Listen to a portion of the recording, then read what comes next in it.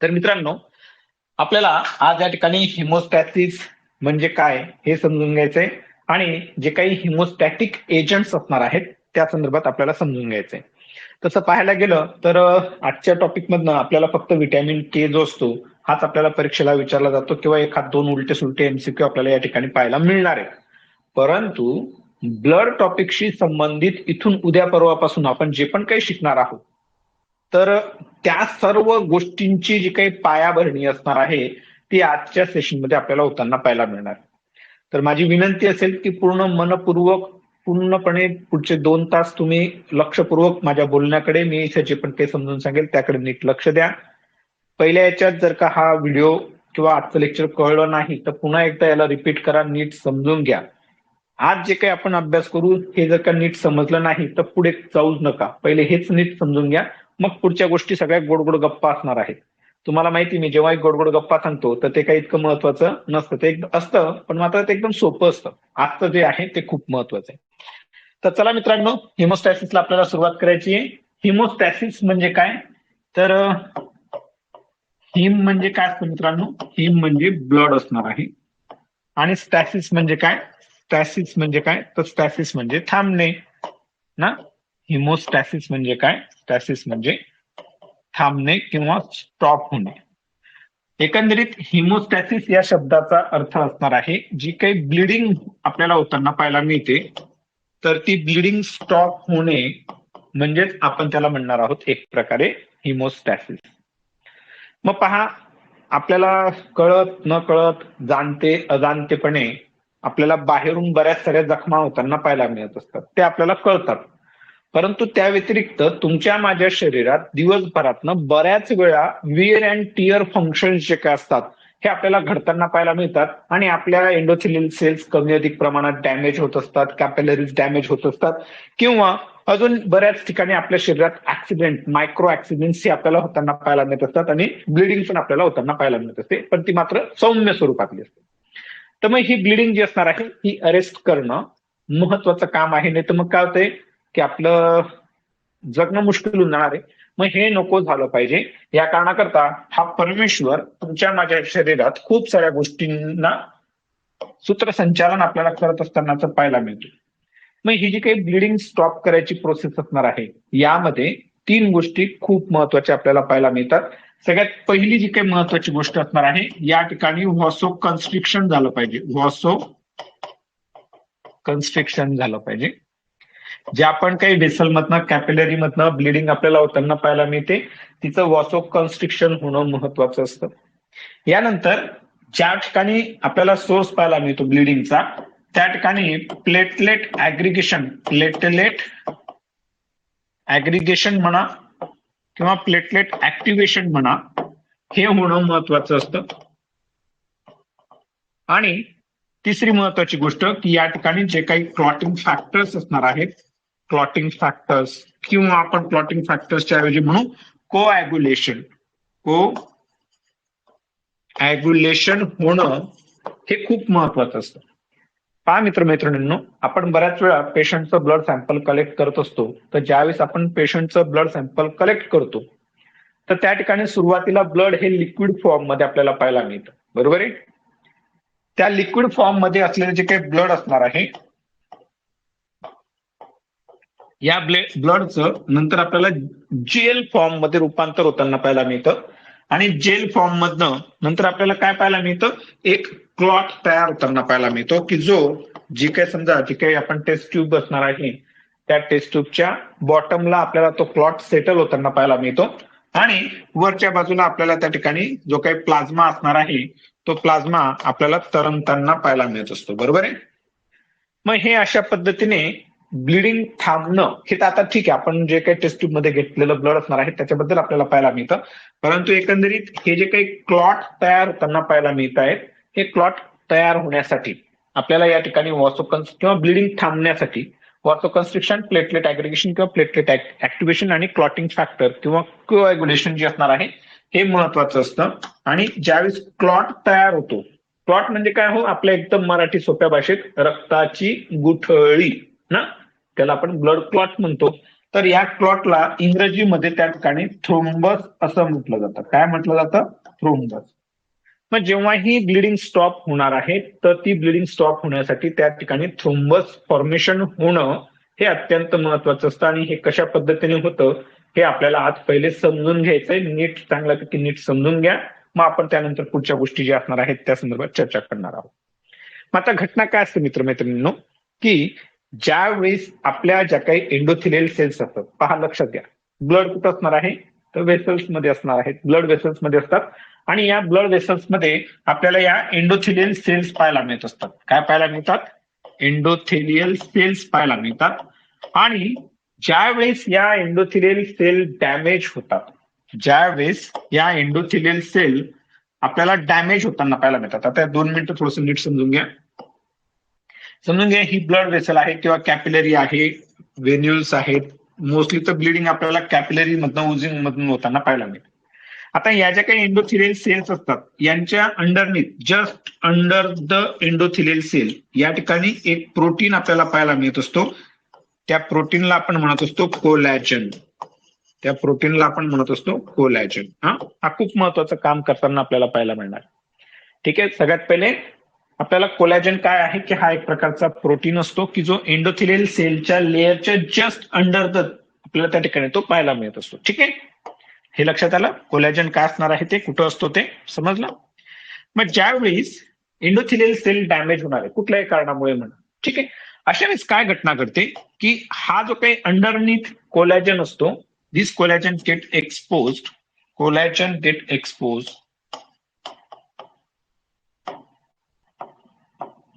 Gate exposed to blood.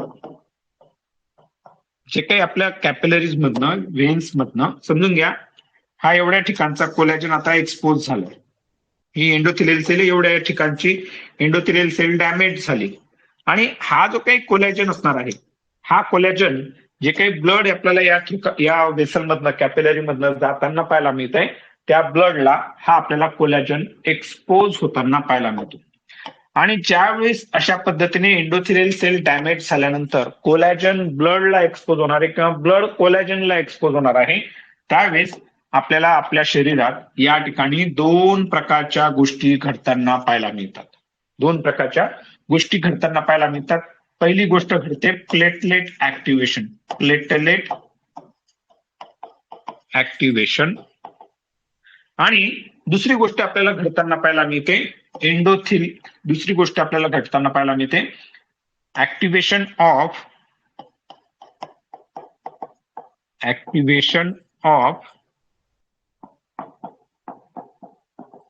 Clotting factor 12.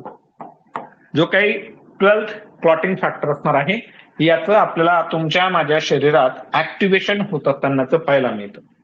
आणि ह्या ज्या काही दोन्ही घटना आहेत ह्या मुळात त्या ठिकाणी जर का तुम्ही पाहायचं म्हटलं तर प्लेटलेट ऍक्टिव्हेशन होणं, प्लेटलेट ऍग्रिगेशन होणं आणि क्लॉटिंग फॅक्टरचं किंवा कोॲग्युलेशन होणं, ह्या 2 गोष्टी महत्वाचं कॉन्ट्रीब्युट आपल्याला करत असताना पाहायला मिळतात in order to stop the bleeding, or we can say the in order to formation of the thrombus. Thrombus म्हणजे रक्ताची गुठळी, ज्याला आपण ब्लड क्लॉट म्हणणार आहोत. ठीक आहे, मग आता यापैकी पहा, नीट लक्ष द्या, एक एक गोष्ट खूप बारकाईने नीट हळूहळू नीट समजून घ्या. सुरुवात कुठून झालेली आहे? ज्यावेळेस एंडोथिलियल सेल डॅमेज होत आहेत त्यावेळेस, त्यानंतर आपल्याला जो काही कोलॅजन असणार आहे हा आपल्याला ब्लडला एक्सपोज होताना पाहायला मिळतो. आणि तो एक्सपोज झाल्या कारणामुळे या ठिकाणी प्लेटलेटचं ऍक्टिव्हेशनला सुरुवात होणार आहे. प्लेटलेट ऍग्रिगेशन झालेलं नाही अजून, आपल्याला प्लेटलेट ऍक्टिव्हेट झालेले आहेत. आणि दुसरी घटना काय घडते की जो काही सर्क्युलेशन मध्ये आपल्या ब्लड मध्ये त्या ठिकाणी सर्व क्लॉटिंग फॅक्टर्स पाहायला मिळतात, त्यापैकी जो काही 12th क्लॉटिंग फॅक्टर असणार आहे हा आपल्याला ऍक्टिव्हेट होताना पाहायला मिळणार आहे. तर सर्वप्रथम प्लेटलेट ऍक्टिव्हेट झाल्या कारणामुळे काय काय घटना घडणार आहे ती आपल्याला समजून घ्यायची आहे. आणि त्यानंतर आपण हे जे काही क्लॉटिंग बिटिंग असणार आहे, क्लॉटिंग फॅक्टर्स असणार आहेत, हे काय दुनियादारी करतात ते पण आपल्याला पाहायचं असणार आहे. तर सगळ्यात पहिले प्लेटलेट ऍक्टिव्हेट झाली तर काय घटना घडते ते नीट समजून घ्या. परत आता आपण इथे येणार आहोत एंडोथिलियल सेल डॅमेज झाली. एंडोथिलियल सेल डॅमेज झाल्या. ठीक आहे, एंडोथिलियल सेल डॅमेज झाल्या कारणामुळे आता आपण इथे फक्त प्लेटलेट्सच्या संदर्भात कन्सर्न आपला आहे, तर तिथे मी फक्त collagen get expose collagen expose to platelets लिहितो आम्ही आता इथं, ठीक आहे, प्लेटलेट्स. आता ज्यावेळेस कोलॅजन प्लेटलेटला एक्सपोज होताना पाहायला मिळतो, त्यावेळेस या कोलॅजनची आणि प्लेटलेटची आपल्याला बाइंडिंग होताना पाहायला मिळते. Binding of platelet to collagen takes place through एक प्रकारचा रिसेप्टर असतो, त्या रिसेप्टरच्या मदतीमुळे आपल्याला प्लेटलेट्सचं आणि कोलॅजनची बाइंडिंग होताना पाहायला मिळते आणि त्या रिसेप्टरचं नाव असणार आहे ग्लायकोप्रोटीन 1A 2A. ठीक आहे. तर हे ते ग्लायकोप्रोटीन्स असणार आहेत की त्यांच्या कारणामुळे कोलॅजन आणि प्लेटलेट यांचं एकमेकांची आपल्याला बाइंडिंग होताना पाहायला मिळते. आणि ही बाइंडिंग झाल्या कारणामुळे घटना काय घडते मित्रमैत्रिणींनो, की ह्या ज्या काही प्लेटलेट्स असतात, प्लेटलेट्सचं ऍक्टिव्हेशन होताना पाहायला मिळतं. ठीक आहे, इथपर्यंत आले. आता याच्या पुढे काय घटना घडते त्याकडे नीट लक्ष द्या. तुम्ही खाली खाली असं काय म्हणतात त्याला ॲरो करत चला, जेणेकरून तुम्ही भविष्यात इतर ब्लडचे टॉपिक ज्यावेळेस तुम्ही समजून घ्याल त्यावेळेस तुमच्या कन्सेप्ट खूप क्रिस्टल अँड क्लिअर असणार आहे. ठीक आहे. मग आता प्लेटलेट ऍक्टिव्हेशन झाल्या कारणामुळे ही गोष्ट खूप महत्वाची. नेमकं काय घडणार आहे? प्लेटलेट आपण बऱ्याच वेळा ऐकतो, पाहतो की प्लेटलेट ऍक्टिव्हेट होतात आणि त्या इतर प्लेटलेटला अजून त्या ठिकाणी गोळा करतात, असं आपण बऱ्याच वेळा ऐकलेलं. पण मात्र नेमकी घटना काय घडते त्याकडे नीट लक्ष द्या. प्लेटलेट ज्यावेळेस ऍक्टिव्हेट होतात त्यावेळेस, एक मिनिट फक्त, त्यावेळेस इथे 3-4 गोष्टी आपल्या शरीरात घडताना पाहायला मिळतात. सगळ्यात पहिली महत्वाची घटना या ठिकाणी आपल्याला जी घडताना पाहायला मिळते की प्लेटलेट्स मध्ये खूप जास्त प्रमाणात सेरोटोनिन आपल्याला पाहायला मिळतो. एक मी तुम्हाला परत एकदा सांगेल, हा विषय ना असा नुसता एक सिस्टीमचा अभ्यास करण्याचा विषय नाहीये. तुम्हाला सर्व फार्मॅक्सचं नॉलेज एकाच वेळेस ऍप्लिकेशन करायचं असणार आहे, त्याचं इम्प्लिमेंटेशन करायचं असणार आहे. आणि त्यावेळेस जो फॉर्मॅट कळतो आपल्याला त्यावेळेस म्हणजे मजाक नाही, खूप सुंदर विषय आहे हा. ठीक आहे. पण मात्र गंमत काय ना, आपल्याला एकदम सगळं शिकता येणार आहे. म्हणून काही कन्सेप्ट जर समजा आज क्लिअर होत नसतील तर याचा अर्थ असं मनात बाळगू नका की बाबा आपल्याला हे भविष्यात कळणारच नाही का, आपल्याला हे परत शिकायला मिळणारच नाही का, तर असं कधीच होणार नाही. ठीक आहे. तर टप्प्याटप्प्याने आपल्याला सगळं शिकायचंय. मग प्लेटलेट्स ज्यावेळेस ऍक्टिव्हेट होतात त्यावेळेस ऍक्टिव्हेट झालेल्या प्लेटलेट्स जे असतात हे आपल्याला शरीरात त्या ठिकाणी सेरोटोनिनचा ते रिलीज घडवणार आहे. ठीक आहे. आता हा रिलीज झालेला सेरोटोनिन काय करणार आहे हे आपण समजून घेऊ. तत्पूर्वी या ठिकाणी अजून एक फॅक्टर आपल्याला रिलीज होताना पाहायला मिळतो आणि ह्या ऍक्टिव्हेटेड प्लेटलेट्सद्वारा हा जो काही ऍडिनोसिन डायफॉस्फेट आपल्याला पाहायला मिळतो, ज्याला आपण एडीपी म्हणतो, हा एडीपी रिलीज होताना पाहायला मिळतो. आणि याच्या व्यतिरिक्त अजून एक महत्वाचा फॅक्टर ह्या ऍक्टिव्हेटेड प्लेटलेट्सवर आपल्याला रिलीज होताना पाहायला मिळतो, त्याचं नाव असणार आहे थ्रोम्बोक्सिन A2. काय नाव असणार आहे त्याचं? त्याला शॉर्टकटमध्ये अशा पद्धतीने लिहिलं जातं, त्यामुळे भविष्यात कधी असं लिहिल मी तर त्याचा अर्थ असणार आहे थ्रोम्बोक्सिन A2. ठीक आहे. वाचताना त्याला थ्रोम्बोक्सिन A2च वाचायचं. आता या 3 फॅक्टरचे रिलीज झाल्या. परत एकदा रिवाइज करतो, नीट लक्ष द्या. एंडोथेलियल सेल, इकडनं परत लक्ष द्या. एंडोथेलियल सेल डॅमेज होतात. एंडोथेलियल सेलच्या खालच्या बाजूला जो काही कोलॅजन असतो तो आपल्याला ब्लडला एक्सपोज होताना पाहायला मिळतो. आता ब्लड मध्ये तर सगळ्याच गोष्टी नाही यार, बघा तुमचे माझे प्रोटीन्स आहेत, एन्झाईम्स आहेत, हॉर्मोन्स आहेत, अरे बापरे भरपूर गोष्टी आहेत, अजून न्यूरोट्रान्समिटर्स आहेत, कॅटाकोलामाइन्स आहेत, ऑटोकॉइड्स आहेत, काय नाही ते सगळं पडलेलं ब्लड मध्ये. क्लॉटिंग फॅक्टर्स आहेत, वेगवेगळ्या प्रकारचे प्रोटीन्स आहेत, वेगवेगळ्या प्रकारचे अमाइन्स आहेत. ठीक आहे. त्यांच्यापैकी आपल्याला आता ब्लिडिंगशी संबंधित टॉपिक जो आहे ते आपण कन्सर्न राहू. मग ब्लड एक्सपोज होतं किंवा हा कोलॅजन एक्सपोज होत असतो प्लेटलेटला, त्यामुळे प्लेटलेटचं ऍक्टिव्हेशन होणार आहे आणि त्यासोबत हा कोलॅजन ब्लड मधल्या क्लॉटिंग फॅक्टर 12 ला आपल्याला एक्सपोज होताना पाहायला मिळतो आणि त्याचे तो ऍक्टिव्हेशन करणार आहे. त्यापैकी आपण सुरुवातीला चर्चा करत आहोत प्लेटलेट्सच्या ऍक्टिव्हेशन बाबत, ऍग्रिगेशन बद्दल. मग तेच आपण या ठिकाणी पाहतोय की या ठिकाणी कोलॅजन आणि प्लेटलेटची जी काही बाइंडिंग असणार आहे ग्लायकोप्रोटीन 1A 2A द्वारा ती आपल्याला बाइंडिंग होताना पाहायला मिळते. त्यामुळे प्लेटलेट ऍक्टिव्हेट झाल्या आणि ऍक्टिव्हेट झालेल्या प्लेटलेट्स सेरोटोनिनचा रिलीज करतात, थ्रोम्बोक्सिन A2चा रिलीज करतात आणि ऍडिनोसिन डायफॉस्फेटचा आपल्याला रिलीज करताना पाहायला मिळतात. यापैकी हा सेरोटोनिन जो काही प्रकरण असणार आहे त्याच्याबद्दल आपण अभ्यास करणारच आहोत. तर सेरोटोनिन हा पोटेंट व्हासोकन्स्ट्रिक्टर आहे, किंवा आपण सध्याला फक्त इतकंच लिहा, पोटेंट म्हणण्याऐवजी फक्त त्याला व्हासोकन्स्ट्रिक्टर आहे असं समजा. हा व्हासोकन्स्ट्रिक्शन आपल्याला करताना पाहायला मिळतो. ठीक आहे. आणि त्यासोबत इतर प्लेटलेटचं ऍक्टिव्हेशन करतो. अदर प्लेटलेट ऍक्टिव्हेशन आपल्याला तो करताना पाहायला मिळतो. माझा आवाज येतोय का व्यवस्थित? एकदा चॅट बॉक्स मध्ये बरं मीच पाहून घेतो. मेसेज नसतील तर मग सगळं सुरळीत चालू आहे. Very good. एकाने पण पळायचं नाही, शेवटपर्यंत टिकून राहा, कारण हे खूप महत्वाचं आहे मित्रांनो. हा ठीक आहे. मग आता सेरोटोनिनचा रिलीज झाला, सेरोटोनिनने व्हासोकन्स्ट्रिक्शन केलं. आपल्याला मुद्दा काय आहे? व्हासोकन्स्ट्रिक्शन होणं पण महत्वाचं आहे. पहा, नीट लक्ष द्या, समजून घ्या. या क्षणाला मला इथं असं मी काहीतरी कापणार नाही, परंतु समजा लागलं काहीतरी, तर रक्त पाहिल्यानंतर सिम्पॅथेटिक सिस्टीम पण ऍक्टिव्हेट होऊ शकते, पॅरासिम्पॅथेटिक पण ऍक्टिव्हेट होऊ शकते. पण ज्यावेळेस इथं ब्लिडिंग होते किंवा लागतं आपल्याला काही, तर अशा वेळेस इथं सिम्पॅथेटिक सिस्टीमच्या ऍक्टिव्हेशनमुळे ज्या पण काही कॅपिलरीज असतील, व्हेन्स असतील, त्यांच्यावरचे अल्फा रिसेप्टर स्टिम्युलेट होतील. मग अल्फा 1 असो किंवा अल्फा 2. आणि आपण शिकलोय मित्रांनो, अल्फा रिसेप्टर स्टिम्युलेट झाले, अल्फा 1 जर का स्टिम्युलेट झाला तर व्हासोकन्स्ट्रिक्शन होतं. आणि का रे यार, अल्फा 2 म्हणजे 2 नंबरची मुलगी, काय काम आहे तिचं?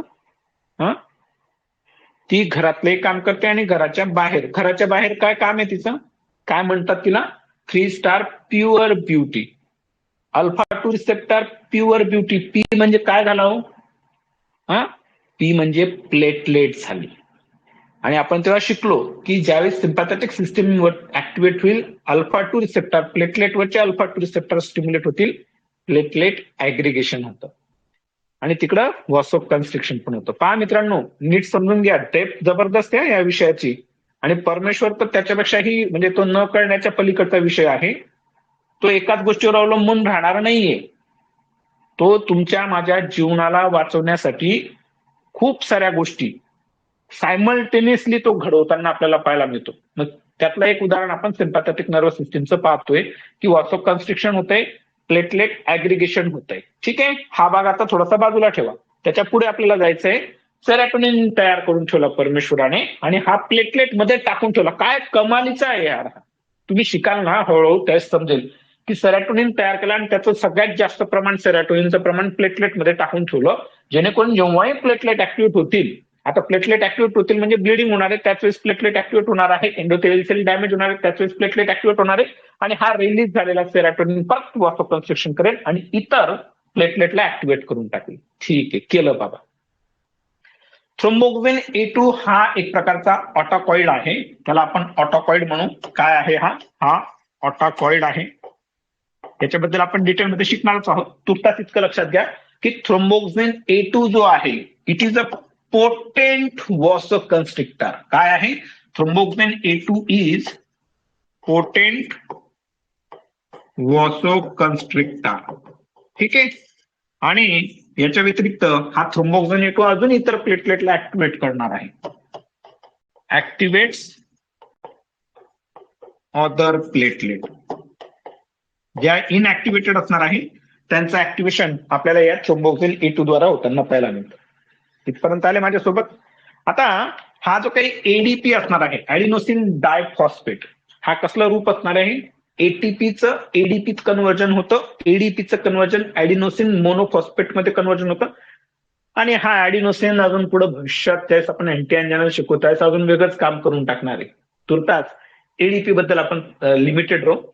तर एडीपीचे जे काही रिसेप्टर्स असणार आहेत, त्या एडीपीच्या रिसेप्टरला म्हणतात पुरिनर्जिक रिसेप्टर किंवा एडीपी रिसेप्टर. तर हा एडीपी प्लेटलेट मधनं ऍक्टिव्हेट प्लेटलेट मधनं एडीपी रिलीज होतो.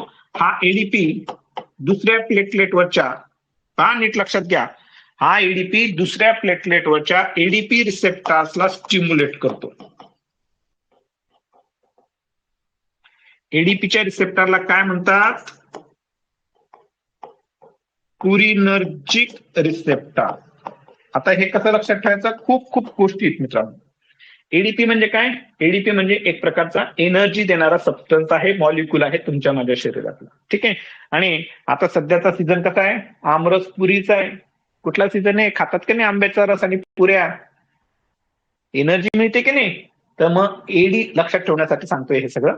तर एडीपीचे जे रिसेप्टर्स असणार आहेत की जे प्लेटलेटवर आपल्याला पाहायला मिळतात त्यांना आपण म्हणणार आहोत पुरीनर्जिक रिसेप्टर. ठीक आहे, कारण आपल्याला अँटीप्लेटलेट ड्रग शिकायचे आहेत ना यार, त्यांची मेकॅनिझम शिकायची आहे, खूप साऱ्या गोष्टी शिकायच्या आहेत आपल्याला. अँटीकोएग्युलंट शिकायचे आहेत आपल्याला त्या ठिकाणी, ओरल अँटीकोएग्युलंट म्हणा, पॅरेंटल अँटीकोएग्युलंट म्हणा, अँटीप्लेटलेट एजंट्स म्हणा, त्याच्यानंतर आपल्याला फायब्रोलायटिक एजंट शिकायचे, खूप शिकायचे आपल्याला. त्याच्यामुळे आजचं लेक्चर लांबणार आहे, पण नीट समजून घ्या. ठीक आहे, तर एडीपी वरची ऍक्टिव्हेटेड प्लेटलेटने एडीपी रिलीज केला. हा एडीपी दुसऱ्या प्लेटलेटवरच्या एडीपी रिसेप्टरला किंवा पुरीनर्जिक रिसेप्टरला त्याला तो स्टिम्युलेट करतो. दुसऱ्या प्लेटलेटवरचे पुरीनर्जिक रिसेप्टर स्टिम्युलेट झाल्या कारणामुळे त्या प्लेटलेटवर अजून दुसरे रिसेप्टर्स आपल्याला पाहायला मिळतात. त्यांचं नाव असणार आहे ग्लायकोप्रोटीन 2B3A. या ग्लायकोप्रोटीन 2B3A मध्ये कन्फर्मेशनल चेंजेस प्रोड्यूस होतात. काय होतात? कन्फर्मेशनल चेंजेस आपल्याला होताना पाहायला मिळतात. आणि हे कन्फर्मेशनल चेंजेस ग्लायकोप्रोटीन 2B3A मध्ये झाल्या कारणामुळे तुमच्या माझ्या ब्लड मध्ये जो काही सर्क्युलेटिंग फायब्रिनोजेन असतो, सर्क्युलेटिंग फायब्रिनोजेन असतो, it binds with platelet, binds with platelet. नीट लक्ष द्या, नीट समजून घ्या, फार महत्वाची गोष्ट आहे, समजून घ्या. ही ब्लड वेसल आहे. ठीक आहे, आणि आता आपण असं समजू की इथला कोलॅजन हा एक्सपोज झाला आहे आणि इथं काय झाल्या, या प्लेटलेट येऊन बसल्या, या ऍग्रिकेट झाल्या. ठीक आहे, आता यांनी काय केलं, यांनी लगेच आरोड्या मारल्या, यांनी लगेच त्या ठिकाणी आपल्याला सेरोटोनिन रिलीज केला, थ्रोम्बोक्सिन A2 रिलीज केला, एडीपी रिलीज केला. आता सर्क्युलेशन मध्ये इतर प्लेटलेट पण फिरतायत आणि सर्क्युलेशन मध्ये हा फायब्रिनोजेन जो असणार आहे हा क्लॉटिंग फॅक्टर आहे, आपला फर्स्ट क्लॉटिंग फॅक्टर आहे, हा पण फेऱ्या मारतोय. मला सांगा यार, ह्या प्लेटलेटला, ह्या फायब्रिनोजेनला माहिती का शरीरात कुठंतरी जखमा झालेल्या आहेत, रक्तस्राव होतोय किंवा तिथं आपली गरज आहे, माहिती पडतं का? नाही.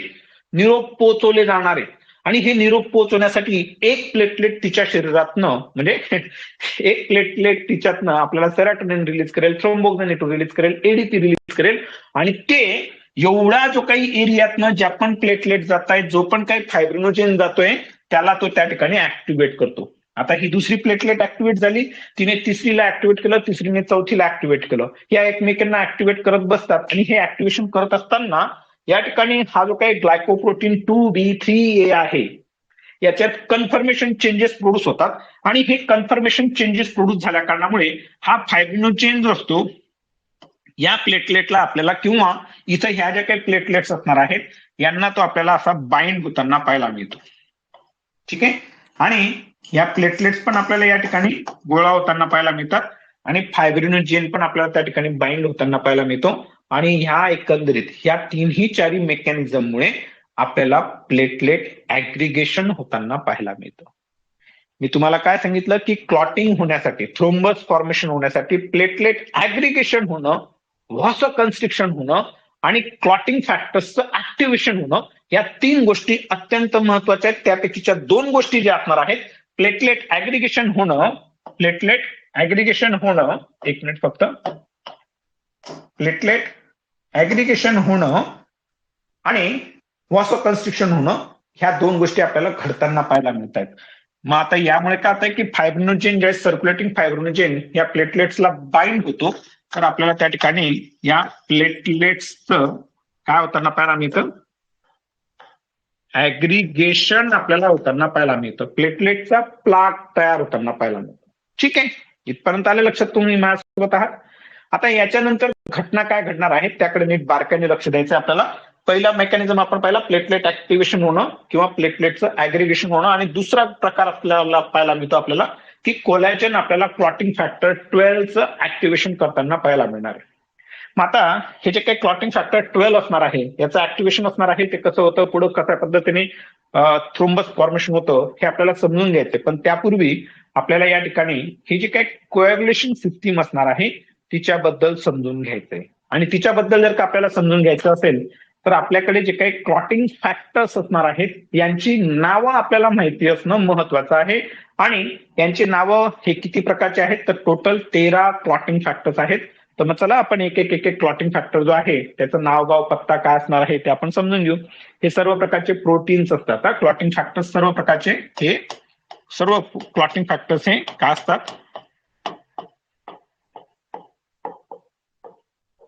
प्रोटीन्स असतात. लिहून घ्या 1 ते 13 रोमन नंबर मध्ये लिहून घ्या.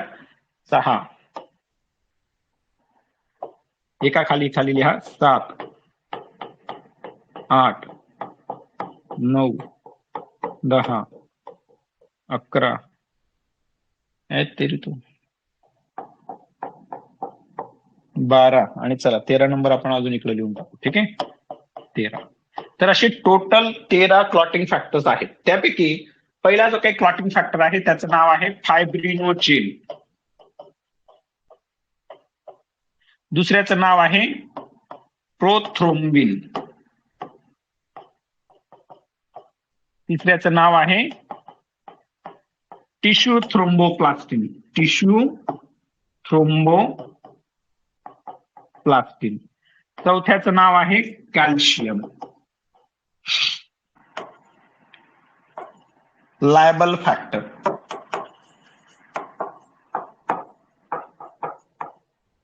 सहाव्याचं जे नाव आहे मित्रांनो पहा 6वा क्लॉटिंग फॅक्टर काय आहे तो अजून आयडेंटिफाय झालेला नाही. म्हणजे आपण म्हणतो ना की विज्ञान विज्ञान विज्ञान विज्ञान. अरे बाबा विज्ञानच्या पलीकडे अजून खूप मोठी शक्ती आहे. जर विज्ञान इतकं प्रगत असतं तर फिमेलमध्ये ज्या पण काही बऱ्याचशा कॉम्प्लिकेटेड डिसीज ड्युरिंग प्रेग्नन्सी आपल्याला घडताना पाहायला मिळतात. तुम्ही गायनेकचा आणि ऑप्सचा अभ्यास करतात का? पहिलं वाक्य असतं अननोन कॉज, माहितीच नाही हे का होतंय. तसं हा जो काही 6th क्लॉटिंग फॅक्टर असणार आहे हा अजून त्याचं आयडेंटिफिकेशन झालेलं नाही. Not identified. Not identified. ठीक आहे माहिती नाही कुठला आहे. पण मात्र एक यांच्या व्यतिरिक्त अजून एक फॅक्टर आहे की तो पण आपल्याला इथं काही ना काही जादूची कांडी फिरवताना पाहायला मिळतोय. ठीक आहे तर लायबल फॅक्टर. त्यानंतरचा 7वा फॅक्टर असणार आहे स्टेबल फॅक्टर. 8वा फॅक्टर असणार आहे anti haemophilic factor. Anti haemophilic factor. 9वा फॅक्टर असणार आहे प्लाझ्मा थ्रोम्बोप्लास्टिन कंपोनंट. 10वा फॅक्टर असणार आहे स्ट्वार्ट फॅक्टर. Stuart factor. 11वा फॅक्टर असणार आहे plasma thromboplastin. Plasma thromboplastin antecedent. CENDENT. Antecedent. 12वा फॅक्टर असणार आहे हॅगमन फॅक्टर. जो काय आपला ऍक्टिव्ह होणार आहे याचं नाव आहे हॅगेमन फॅक्टर म्हणा किंवा हॅगमन फॅक्टर म्हणा. आणि जो सगळ्यात शेवटचा फॅक्टर असणार आहे 13वा फॅक्टर त्याचं नाव असणार आहे fibrin stabilising factor. Fibrin stabilising factor. तर असे एकंदरीत हे 13 क्लॉटिंग फॅक्टर्स असणार आहेत की जे आपल्या ब्लड कोअग्युलेशन मध्ये महत्वाची भूमिका निभावत असलेलं आपल्याला पाहायला मिळतं. तर परत एकदा या सगळ्यांची नावं आपण लिहून घेऊ. तुमचं जर लिहायचं बाकी असेल तर पहिला क्लॉटिंग फॅक्टर असणार आहे फायब्रिनोजेन. दुसरा असणार आहे प्रोथ्रोम्बिन. तिसरा असणार आहे या ठिकाणी टिश्यू थ्रोम्बोप्लास्टिन. चौथा असणार आहे कॅल्शियम. 5वा असणार आहे लायबल फॅक्टर. 6व्याचं नाव माहिती नाहीये परंतु तो आहे. 7वा असणार आहे स्टेबल फॅक्टर. 8वा असणार आहे अँटी हिमोफिलिक फॅक्टर. 9वा असणार आहे प्लाझ्मा थ्रोम्बोप्लास्टिन कंपोनंट. 10वा असणार आहे स्ट्वार्ट फॅक्टर. 11वा असणार आहे प्लाझ्मा थ्रोम्बोप्लास्टिन अँटीसिडेंट. 12वा जो असणार आहे तो असणार आहे हॅगेमन फॅक्टर. आणि 13वा जो असणार आहे फायब्रिन स्टॅबिलायझिंग फॅक्टर. बरोबर. मग आता हे सगळे फॅक्टर्स कसे लक्षात ठेवायचे हे पण तर महत्वाचं आहे ना मित्रांनो. हा, तर चला आपण ते कसं लक्षात ठेवायचं ते समजून घेऊ. म्हणजे मी कशा पद्धतीने लक्षात ठेवलं ते तुम्हाला सांगतो. आपल्या आयुष्यात काही गोष्टी अशा असतात किंवा आपल्या त्या पर्टिक्युलर सब्जेक्टवरचं जे काही प्रेम असतं ते आपल्याला बरोबर योग्य वेळी योग्य ठिकाणी पोहोचवत असतं. तसं ह्या बॅचला हे सगळे क्लॉटिंग फॅक्टरची नावं मला कशी लक्षात ठेवायची ते मी तुम्हाला सांगतो. तर लिहून घ्या चला. फर्स्ट पर्सन, हा पर्सन नंतर ई येतो का पाहून घ्या. First person truly claimed love. ठीक आहे, हे पहिलं सेंटेन्स लिहून घ्या. 6वा फॅक्टर आपल्याला नावच माहिती नाही म्हणून तिथं डॅश मारायचंय हा आपल्याला. ठीक आहे, first person truly claimed love म्हणजे पहिला व्यक्ती असा आहे की त्याने खरोखर प्रेमाच्या बाबत क्लेम केलेला आहे, आपण असं म्हणू. ठीक आहे, ठीक आहे. सो ॲज, आणि हा क्लेम कसा केला, साधा सुद्धा क्लेम केलेला नाही. So as pure soulmate, SOULMATE, pure soulmate. कसा आहे हा पहिला व्यक्ती जो काही प्रेमाचा क्लेम करतोय तो कसा व्यक्ती माहिती का, प्युअर सोलमेट आहे. आणि हा प्युअर सोलमेट असल्या कारणामुळे हा काय करतो, it preventing, what does it will prevent, it preventing heart failure. Heart failure म्हणजे हार्ट फेल्युअर कुठलं, कंजेस्टिव्ह कार्डियाक फेल्युअर मधला हार्ट फेल्युअर नाही. तुमच्या लक्षात आलं की हार्ट ब्रेकअप म्हणजे ब्रेकअप ज्याला म्हणतो त्याला आपण हार्ट फेल्युअर म्हणूया. ठीक आहे, तर ते सोलमेट जो असणार आहे तर तो प्रिव्हेंट करणार आहे आणि आपल्याला त्या ठिकाणी वाचवणार आहे असं आपण या ठिकाणी लक्षात ठेवू. तर पहा नेमनिक कसं आहे आपलं, first person TRUE truly claimed love so as pure soulmate preventing heart failure.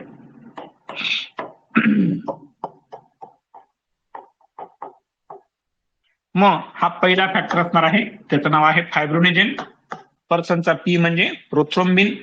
तिसरा फॅक्टर, हे बघा, हा पहिला फॅक्टर, हा दुसरा फॅक्टर, तिसरा फॅक्टर आपला टिश्यू थ्रोम्बोप्लास्टिन, चौथा फॅक्टर हा कॅल्शियम, पाचवा फॅक्टर हा लायबल फॅक्टर, सहाव्या फॅक्टरचं नाव पत्ता आपल्याला माहिती नाहीये परंतु तो आहे. सातवा फॅक्टर हा स्टेबल फॅक्टर, आठवा फॅक्टर जो असणार आहे अँटी हिमोफिलिक फॅक्टर, नववा फॅक्टर जो असणार आहे हा प्लाझ्मा थ्रोम्बोप्लास्टिन काय ते कंपोनंट, नंतर 10वा फॅक्टर असणार आहे स्टॉर्ट फॅक्टर, 11वा फॅक्टर असणार आहे प्लाझ्मा थ्रोम्बोप्लास्टिन अँटीसिडेंट, 12वा फॅक्टर असणार आहे हॅगेमॅन फॅक्टर आणि 13वा फॅक्टर असणार आहे फायब्रिन स्टॅबिलायझिंग फॅक्टर. तर मी हे अशा पद्धतीने लक्षात ठेवलेलं. ठीक आहे, हे ऍक्टिव्हेशन होणं महत्वाचं असतं. पण मात्र हे ऍक्टिव्हेशन होणं, मी तुम्हाला जे ऍक्टिव्ह करतोय ही सोपी पद्धत वाटते का तुम्हाला? नाही मित्रांनो, ही खूप कॉम्प्लेक्स प्रोसेस असते. या ठिकाणी मला तुमच्या मागे रोज लागावं लागतं. मी तुम्हाला एक छाती ठोकून सांगतो, या संपूर्ण वर्षभरात तुम्हाला तुमचे नातेवाईक जे पण जवळचे वाटत असतील, म्हणजे आहेत ते जवळचे, मला त्यांच्याबद्दल मुळीच शंका नाहीये, परंतु त्यांचे जितके काही मेसेज येत असतील ना त्याच्यापेक्षा जास्त या आकाश पवारचे मेसेज तुम्हाला वर्षभरात येणार आहे ना. कारण काय ना, मी स्वतःला एकच गोष्ट मानतो माझ्या मनामध्ये की माझ्या समोरचा माझा विद्यार्थी जो आहे हा माझा कृष्णा आहे आणि कृष्णाला मी म्हणजे कृष्णा माझा मुलगा आहे, तर मी कृष्णाला कधी असं मागे पडू देणार नाही ना यार. तर मग तुम्हाला का मागे पडू देईल, म्हणून मी तुमच्या मागे लागणारच आहे. ठीक आहे, आलं लक्षात?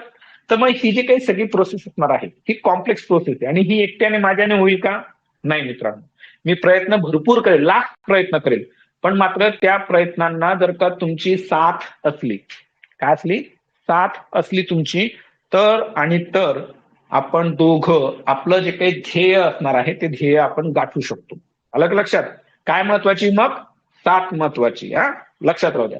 आता ही साथ कशी महत्वाची आहे ते मला तुम्हाला समजून सांगायचंय.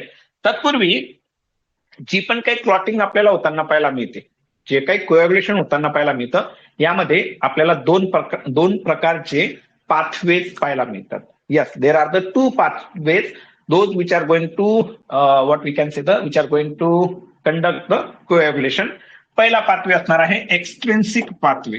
पहिला पाथवे असणार आहे एक्सट्रिन्सिक पाथवे आणि दुसरा पाथवे असणार आहे इंट्रिन्सिक पाथवे. इंट्रिन्सिक तो पहिला पाथवे असणार आहे एक्सट्रिन्सिक पाथवे, दुसरा पाथवे असणार आहे इंट्रिन्सिक पाथवे. आता एक्सट्रिन्सिक पाथवे म्हणजे मी तुमच्या घराच्या बाहेरचा माणूस आहे असं समजा. मी तुम्हाला ऍक्टिव्हेट करणार आहे, मी तुम्हाला सगळं काही करणार आहे, समजून सांगणार आहे, परंतु त्याच्यासाठी मला तुमची साथ पाहिजे ना. तर हे लक्षात ठेवण्यासाठी मला तुम्हाला या ठिकाणी सांगायचं की एक्सट्रिन्सिक पाथवे जो काही असणार आहे याच्यामध्ये घटना काय घडते की जी पण काही ब्लिडिंग होणार आहे, जे पण आपल्याला या ठिकाणी ब्लिडिंग होताना पाहायला मिळते, ती ब्लिडिंग केव्हा होते तर ज्यावेळेस टिश्यू डॅमेज होणार आहे, ज्यावेळेस तुमच्या माझ्या टिश्यू या आपल्याला डॅमेज होताना पाहायला मिळतात, इंजुरी होताना पाहायला मिळते, त्यावेळेस या डॅमेज्ड टिश्यू मधनं आपल्याला एक टिश्यू फॅक्टर रिलीज होताना पाहायला मिळतो. काय रिलीज होताना पाहायला मिळतो? एक टिश्यू फॅक्टर रिलीज होताना पाहायला मिळतो. आणि हा टिश्यू फॅक्टर दुसरा तिसरा कोणीच नसून आपला जो काही क्लॉटिंग फॅक्टर नंबर 3 असणार आहे टिश्यू थ्रोम्बोप्लास्टिन. टिश्यू थ्रोम्बोप्लास्टिन हा आपला थर्ड क्लॉटिंग फॅक्टर असणार आहे. आणि ह्या थर्ड क्लॉटिंग फॅक्टरचं या ठिकाणी आपल्याला सर्क्युलेशन मध्ये हा थर्ड क्लॉटिंग फॅक्टर हे सगळं टिश्यू मध्ये घडतंय. टिश्यू मधनं टिश्यू थ्रोम्बोप्लास्टिन हा रिलीज होतो आणि रिलीज झालेला टिश्यू थ्रोम्बोप्लास्टिन जवळची जी पण काही कॅपिलरी असणार आहे, जवळची जी पण काही ब्लड वेसल असणार आहे तिच्यामध्ये तो प्रवेश करणार आहे. That is going to enter into the nearest vessels or capillary. ठीक आहे. तर हा टिश्यू थ्रोम्बोप्लास्टिन आपल्याला हा ब्लड वेसल मध्ये एक आतापर्यंतचा नाही, तो टिश्यू मधनं आलेला आहे. हा tissue thromboplastin leak into vessel, leak into vessel. ठीक आहे. इथपर्यंत माझ्यासोबत आले. आपण तुर्तास या ठिकाणी थांबून घेऊ. तर एक्सट्रिन्सिक पाथवे मध्ये याला एक्सट्रिन्सिक पाथवे का म्हटलं जातं तर जे पण काही कोएग्युलेशन होण्यासाठी जे पण काही क्लॉटिंग फॅक्टर्स आवश्यक असणार आहेत, जे पण काही सबस्टन्स आवश्यक असणार आहे, हे सबस्टन्स ब्लड वेसलच्या बाहेर आपल्याला पाहायला मिळतात, टिश्यूज मध्ये पाहायला मिळतात. या कारणाकरता या क्लॉटिंग फॅक्टरला, या क्लॉटिंग पाथवेला आपण एक्सट्रिन्सिक पाथवे म्हणतो. का? कारण आपल्या ब्लड वेसलच्या बाहेर आपल्याला ते पाहायला मिळत आहेत. आणि ही जी काही एक्सट्रिन्सिक पाथवेचं ऍक्टिव्हेशन असणार आहे हे विदिन सेकंड आपल्याला होताना पाहायला मिळतं, पटकन होताना पाहायला मिळतं. त्याच्यामागचं कारण काय आहे? एकच कारण आहे की इथं एकच प्रकारच्या क्लॉटिंग फॅक्टरचं ऍक्टिव्हेशन होणं महत्वाचं असतं. टिश्यू डॅमेज झाली की पटकन टिश्यू थ्रोम्बोप्लास्टिन आपल्याला रिलीज होताना पाहायला मिळतोय. म्हणून ही जी काही एक्सट्रिन्सिक पाथवे असणार आहे हा विदिन सेकंड आपल्याला काम करताना पाहायला मिळतो.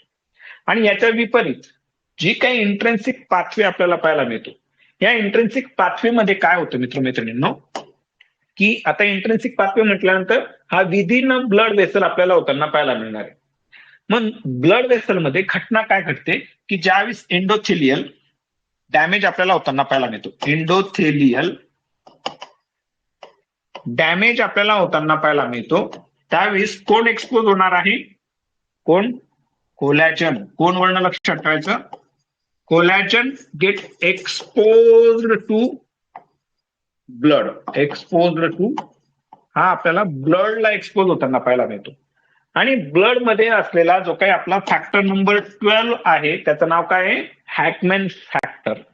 हा जो काही फॅक्टर नंबर 12 असणार आहे इट बाइंड्स विथ ऑर आपण म्हणू इट बाइंड्स विथ ऑर आपण म्हणू it combines with or it comes in contact with असं आपण म्हणू. बाइंड्स म्हणण्यापेक्षा factor number 12 comes in contact with कोणाबरोबर कॉन्टॅक्ट मध्ये येणार येतो? तर कोलॅजन बरोबर आपल्याला तो कॉन्टॅक्ट मध्ये येताना पाहायला मिळतो. आणि याच्यानंतर या फॅक्टर 12चं आपल्याला ऍक्टिव्हेशन होताना पाहायला मिळतं. जो काही ऍक्टिव्हेटेड फॅक्टर असतो तो फॅक्टर लिहिल्यानंतर त्याच्या बाजूला ए लिहायचं असणार आहे, तर फॅक्टर ऍक्टिव्हेटेड असणार आहे असं त्याचा अर्थ असणार. मग आता ज्यावेळेस ही इंट्रिन्सिक पाथवे असणार आहे तर इथं आपण फॅक्टर 12 ऍक्टिव्हेट केव्हा होईल? ज्यावेळेस एंडोथेलियल सेल डॅमेज होईल, कोलॅजन एक्सपोज होणार आहे ब्लडला, ब्लड मध्ये आपल्याला हे क्लॉटिंग फॅक्टर्स पाहायला मिळतात. त्यातला हा 12 पासून सुरुवात करायची आपल्याला, तो आपल्याला ऍक्टिव्हेट होतो, हे आपल्याला इथं समजून घ्यायचे. आता या दोन्ही पाथवे मधला एक्सट्रिन्सिक पाथवे हा आपल्याला विदिन सेकंड आपल्याला काम करताना पाहायला मिळतो, परंतु इंट्रिन्सिक पाथवेला थोडासा वेळ लागतो. काही मिनिटांमध्ये क्लॉटिंग त्या ठिकाणी आपल्याला सुरू होताना पाहायला मिळते. त्याच्या मागचं कारण आपल्याला समजून घ्यायचं असणार आहे. आता याला इंट्रिन्सिक पाथवे पण का म्हणतात ते पण आपण समजून घेऊ. कारण इथे क्लॉटिंग होण्यासाठी जे पण काही सबस्टन्सेस लागणार आहेत, जे पण काही फॅक्टर्स लागणार आहेत, हे सर्वच्या सर्व फॅक्टर्स आपल्याला विदिन वेसल पाहायला मिळतात. ब्लड वेसल मध्येच ते पाहायला मिळतील. या कारणाकरता या पाथवेला इंट्रिन्सिक पाथवे म्हटलं जातं. आणि इथं जे काही फॅक्टर आपल्याला पाहायला मिळतात हे ब्लड वेसलच्या बाहेर पाहायला मिळतात. Because of that we call it as a extrinsic pathway.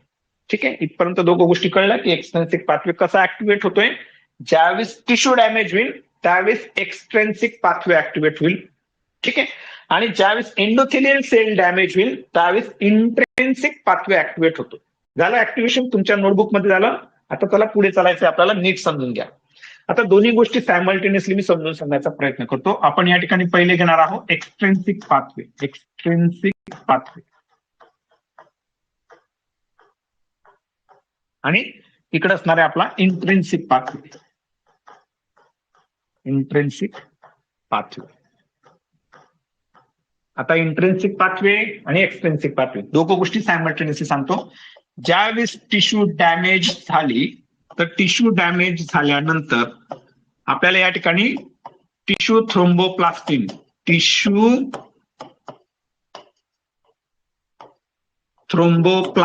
Release होताना पाहायला मिळालं. टिश्यू थ्रोम्बोप्लास्टिन म्हणजे फॅक्टर नंबर 3. हे पहा मित्रांनो, हे ना समजायला फार किचकट आहे, पण हे समजून घेणं खूप महत्वाचं आहे. कारण हे कळलं ना तर तुम्हाला अँटीकोॲग्युलंट्स कळणार आहेत. हा, त्यामुळे हेच महत्वाचं आहे, बाकी सगळ्या गोडगोड गप्पा आहेत. हा, नीट समजून घ्या. आता टिश्यू थ्रोम्बोप्लास्टिन हा आपल्याला रिलीज होताना पाहायला मिळतो, आणि हा रिलीज झालेला टिश्यू थ्रोम्बोप्लास्टिन जे आपण काही नियरेस्ट वेसल्स असणार आहेत, कॅपिलरीज असणार आहेत, त्यांच्यामध्ये तो आपल्याला लीक होताना किंवा त्यांच्यामध्ये तो प्रवेश करताना पाहायला मिळतो. आणि या प्रवेशामुळे आपल्याला इथं सुंदर घटना करताना पाहायला मिळते. मी तुम्हाला काय म्हणालो की मी बाहेरचा माणूस आहे, मी तुम्हाला ऍक्टिव्हेट करतोय, परंतु तुमचं ऍक्टिव्हेशन होण्यासाठी काय महत्वाचं आहे, कुठली गोष्ट महत्वाची, तुमची मला साथ महत्वाची असणार. काय साथ महत्वाची असणार आहे. तर एक्सट्रिन्सिक पाथवे मध्ये टिश्यू थ्रोम्बोप्लास्टिनने मी हे तुम्हाला ऍक्टिव्हेट करून दिलं. मी टिश्यू थ्रोम्बोप्लास्टिनने, मी बाहेरचा आहे, मी तुम्हाला ऍक्टिव्हेट करून दिलं, परंतु तुमची पण मला साथ पाहिजे. हे या ठिकाणी लक्षात ठेवण्यासाठी आपल्याला सांगतोय मी तुम्हाला सगळं, की फॅक्टर नंबर 7 जो आहे, या फॅक्टर नंबर 7 हा ब्लड मध्ये आहे, हा कुठे वेसल मध्ये आहे. या फॅक्टर नंबर 7चं आपल्याला या ठिकाणी ह्या टिश्यू थ्रोम्बोप्लास्टिनद्वारा ऍक्टिव्हेशन होताना पाहायला मिळतं. ठीक आहे, ऍक्टिव्हेटेड क्लॉटिंग फॅक्टर नंतर कायम ए लिहिला जातो. जो पण नंबर असेल तो लिहिला जाईल, त्याच्या बाजूला स्मॉल लेटर मध्ये ए लिहिला जाईल.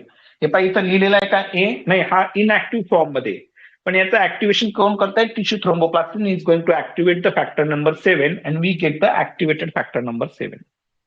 आता इथे सुंदर घटना काय घडते की हा जो काही काय म्हणतात त्याला टिश्यू थ्रोम्बोप्लास्टिन असेल आणि हा ऍक्टिव्हेटेड फॅक्टर नंबर 7 असेल, यांच्या जोडीला आपल्याला कॅल्शियम आणि प्लेटलेट्सद्वारा जे पण काही फॉस्फोलिपिड्स आपल्याला रिलीज होताना पाहायला मिळतात, यांच्या मदतीमुळे इथे आपल्याला एक महत्वाचा फॅक्टर ऍक्टिव्हेट होताना पाहायला मिळतो, आणि त्या फॅक्टरचं नाव असणार आहे फॅक्टर नंबर 10.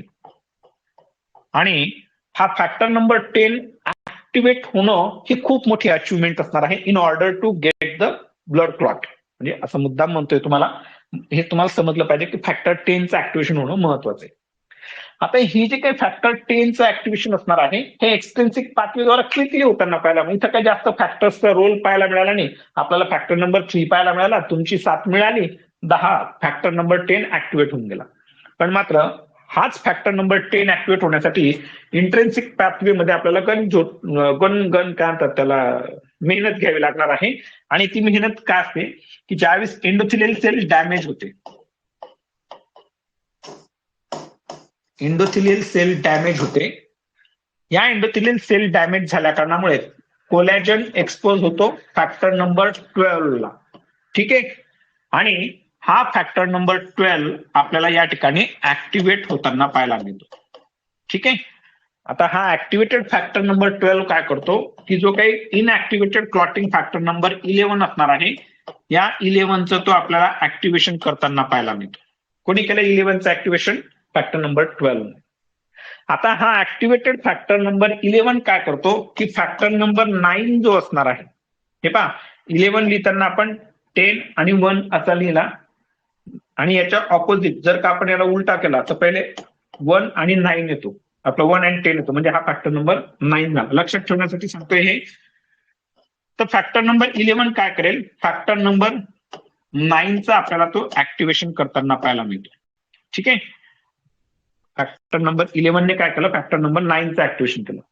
आता हा फॅक्टर नंबर 9 काय करतो मित्रांनो, जो काही क्लॉटिंग फॅक्टर नंबर 10 असणार आहे, या क्लॉटिंग फॅक्टर 10चं आपल्याला ऍक्टिव्हेशन करताना पाहायला मिळतो. मात्र हे जे काही ऍक्टिव्हेशन असणार आहे फॅक्टर 10चं जे काही ऍक्टिव्हेशन असणार आहे with the help of activated factor 9, यासाठी या ठिकाणी अजून एक फॅक्टर आपल्याला आवश्यक असतो, तो असणार आहे ऍक्टिव्हेटेड फॅक्टर नंबर 8. पुन्हा या ठिकाणी आपल्याला कॅल्शियम आवश्यक असणार आहे आणि फॉस्फोलिपिड्स आवश्यक असतात की जे प्लेटलेट मधनं आपल्याला रिलीज होताना पाहायला मिळतात. इथपर्यंत माझ्यासोबत आलेत का? हे महत्वाचं आहे. प्लीज माझे हात जोडून नम्र विनंती, तुम्हाला खूप नीट समजून घ्या. नाही कळलं हे लेक्चर परत ऐका. ठीक आहे. एंडोथेलियल सेल डॅमेज झाल्या फॅक्टर नंबर 12चं, फॅक्टर नंबर 12चं ऍक्टिव्हेशन झालं. Factor number 12 activated factor number 12 ने 11चं ऍक्टिव्हेशन केलं. 11 ने काय केलं, 9चं ऍक्टिव्हेशन केलं. 9 काय करतोय, 10चं ऍक्टिव्हेशन करतोय, आणि हे 10चं ऍक्टिव्हेशन होण्यासाठी फॅक्टर नंबर 8 हा आवश्यक असणार. आता ही जी काही प्रोसेस आपण पाहतोय याच्यामध्ये बरेच सारे फॅक्टर्स आपल्याला इंटरॅक्ट घेत होत असताना पाहायला मिळतात, त्यांचं ऍक्टिव्हेशन आपल्याला होताना पाहायला मिळत असतं. या कारणाकरता इंट्रेन्सिक पाथवेद्वारा जे पण काही कोॲग्युलेशन आपल्याला होताना पाहायला मिळतं त्याला काही मिनिटं लागून जातात. आणि याच्या विपरीत एक्सट्रिन्सिक फॅक्टरमध्ये काय, इन मिन 2च फॅक्टर पाहायला मिळेल. तिसऱ्या स्टेपला तर फॅक्टर 10 ऍक्टिव्हेट करून टाकला. म्हणून एक्सट्रिन्सिक पाथवे हा फिजिओलॉजिकल पाथवे म्हटला जातो than that of the intrinsic pathway. ठीक आहे. इथपर्यंत आले माझ्यासोबत. आता आपला फॅक्टर नंबर 10 ऍक्टिव्हेट झालेला आहे. तुम्हाला काय करायचंय, आता नोटबुकमध्ये खाली फॅक्टर नंबर 10च्या खाली अशी रेष ओढायची असणार आहे. Factor number 10 activated factor number 10 हा कॉमन पाथवे असणार आहे. तुम्ही पाहतायत ना, एक विशिष्ट ध्येय तुम्हाला सांगितलं. एक्सटेन्सिक पाथवेचं ध्येय आहे फॅक्टर नंबर 10 ऍक्टिव्हेट होणं. इंट्रेन्सिक पाथवेचं ध्येय आहे फॅक्टर नंबर 10 ऍक्टिव्हेट होणं. झाला फॅक्टर नंबर 10 ऍक्टिव्हेट. आता पुढे काय घटना घडते, मला जागा पूर्ण पडते, मी चाललो पुढच्या पेजवर, तुम्ही लिहा खालच्या पेजवर, म्हणजे खालीच कंटिन्यू करा. आता फॅक्टर नंबर 10 ऍक्टिव्हेट झालेला आहे. हा फॅक्टर नंबर 10 ऍक्टिव्हेट झाल्या कारणामुळे आपल्याला आपल्या शरीरात एक थ्रोम्बोप्लास्टिन नावाचा एक एन्झाईम असतो, तो ऍक्टिव्हेट होताना पाहायला मिळतो. थ्रोम्बोप्लास्टिन किंवा याला प्लाझ्मिनोजेन पण म्हटलं जातं. तर थ्रोम्बोप्लास्टिन ऍक्टिव्हेट होताना पाहायला मिळतो. पण हे ऍक्टिव्हेशन होण्यासाठी पुन्हा इथं एक क्लॉटिंग फॅक्टर आवश्यक असतो, फॅक्टर नंबर 5. परत इथं कॅल्शियमची आवश्यकता असणार आहे आणि परत फॉस्फोलिपिड्सची आवश्यकता असणार आहे.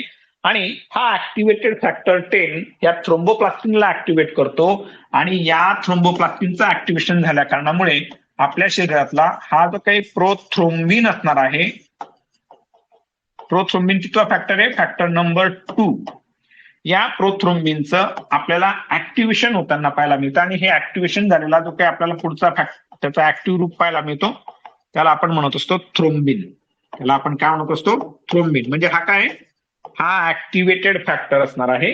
प्रोथ्रोम्बिन हा इनऍक्टिव्हेटेड फॅक्टर आहे, त्याचा ऍक्टिव्ह फॅक्टर असणार आहे थ्रोम्बिन. फॅक्टर नंबर 2 थ्रोम्बिन, बोला 3 वेळा. Factor number 2 activated factor number 2 is thrombin. Activated factor number 2 is a thrombin. Activated factor number 2 is a thrombin. Activated factor number 2 is a thrombin. Activated factor number 2 is a thrombin. 5 वेळा बोलायचं आपल्याला. आता इथून पुढे खूप सुंदर घटना घडणार आहे. काय घटना घडते त्याकडे नीट लक्ष द्या.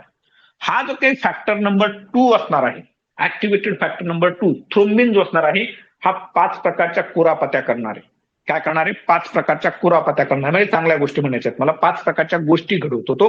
काय गोष्टी घडवतो, हा भाऊ काय करतो, याने काय केलं, हा थ्रोम्बिन काय करेल की इथं हा जो आपल्याला फॅक्टर नंबर 8 पाहायला मिळतोय, तुमच्या नोटबुकमध्ये काय करा, असं इथं खाली थ्रोम्बिन आला असेल ना, तर थ्रोम्बिनला असा घेऊन असा फॅक्टर नंबर 8 ला तो ऍक्टिव्हेट करतो, असं करा. ठीक आहे. हाच थ्रोम्बिन काय करेल मित्रांनो, थ्रोम्बिन काय करेल, त्याने फॅक्टर नंबर 8 चं ऍक्टिव्हेशन केलं. हाच थ्रोम्बिन हा जो काही फॅक्टर नंबर 5 आहे याचं ऍक्टिव्हेशन केलं. ही दुसरी केली कुरापत दुसरी. थ्रोम्बिन अजून काय करतो, थ्रोम्बिन या ठिकाणी परत या प्लेटलेट्स ज्या असणार आहेत या प्लेटलेट्सचं ऍक्टिव्हेशन करतो. ही झाली तिसरी कुरापत. याच्या व्यतिरिक्त हा ऍक्टिव्हेटेड फॅक्टर नंबर 2 काय करतो मित्रमैत्रिणींनो, जो काही फॅक्टर नंबर 1 आहे ज्याचं नाव आहे फायब्रिनोजेन.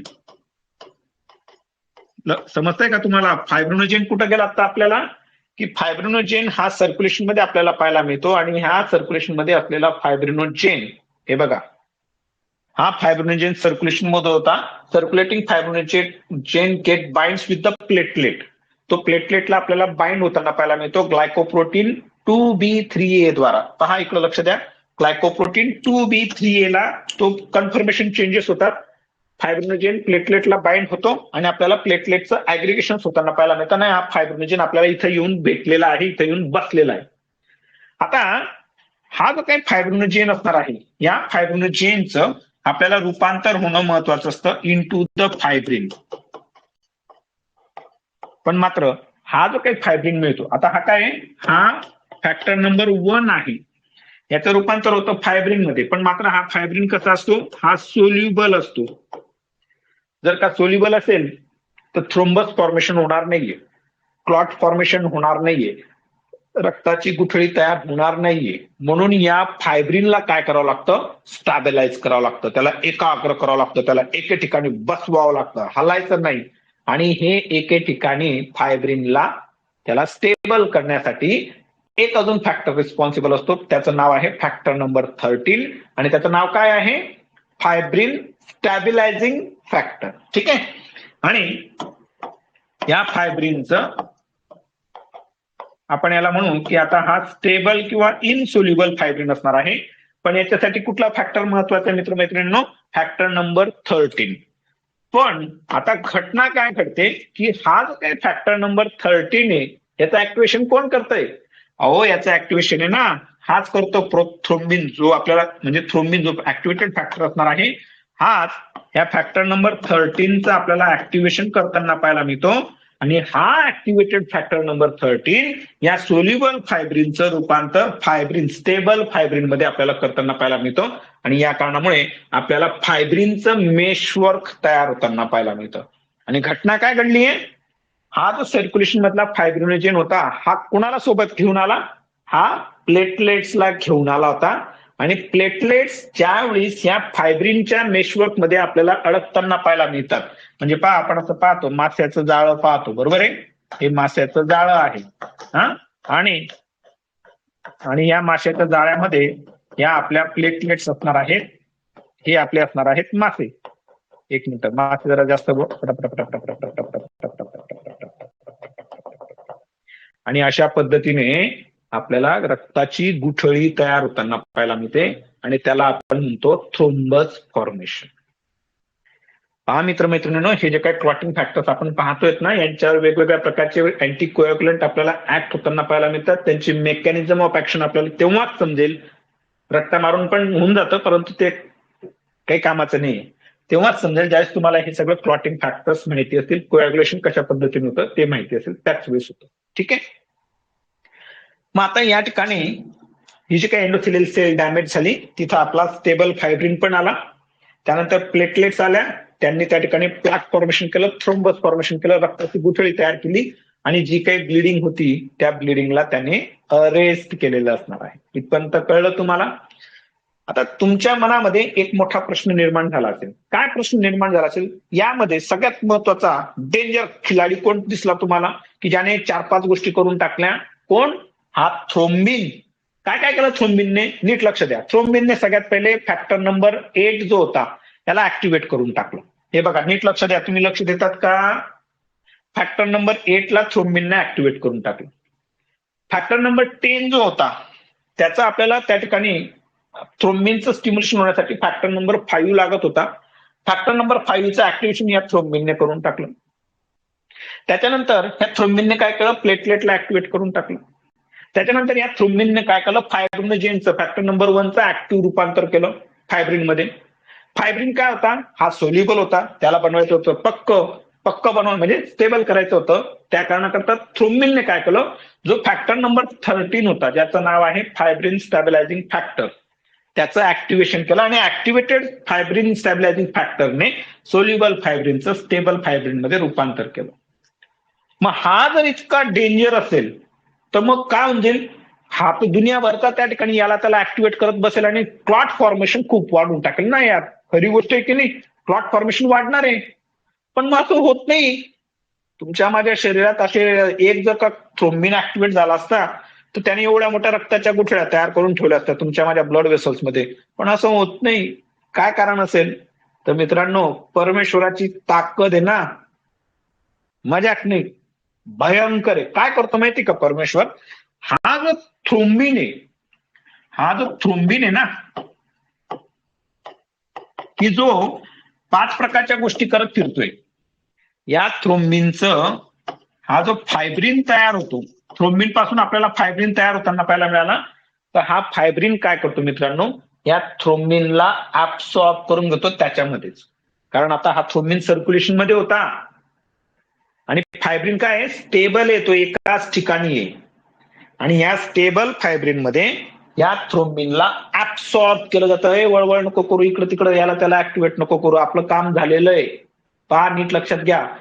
फायब्रिन काय म्हणतो, मेशवर्कनी तयार होऊन गेलोय. आपलं काम जे होतं एका पर्टिक्युलर कॅपिलरी, एका पर्टिक्युलर सेगमेंटमध्ये जिथे एंडोथेलियल सेल डॅमेज झाल्या होत्या तिथली ब्लिडिंग थांबवली गेली, प्लेटलेट मला येऊन बाइंड होऊन गेला, मी मेशवर्क तयार केलं, आपलं जाळं टाकलं गेलेलं आहे. आता तुला इकडं तिकडं रिकाम्या याला त्याला ऍक्टिव्हेट करत बसू नको.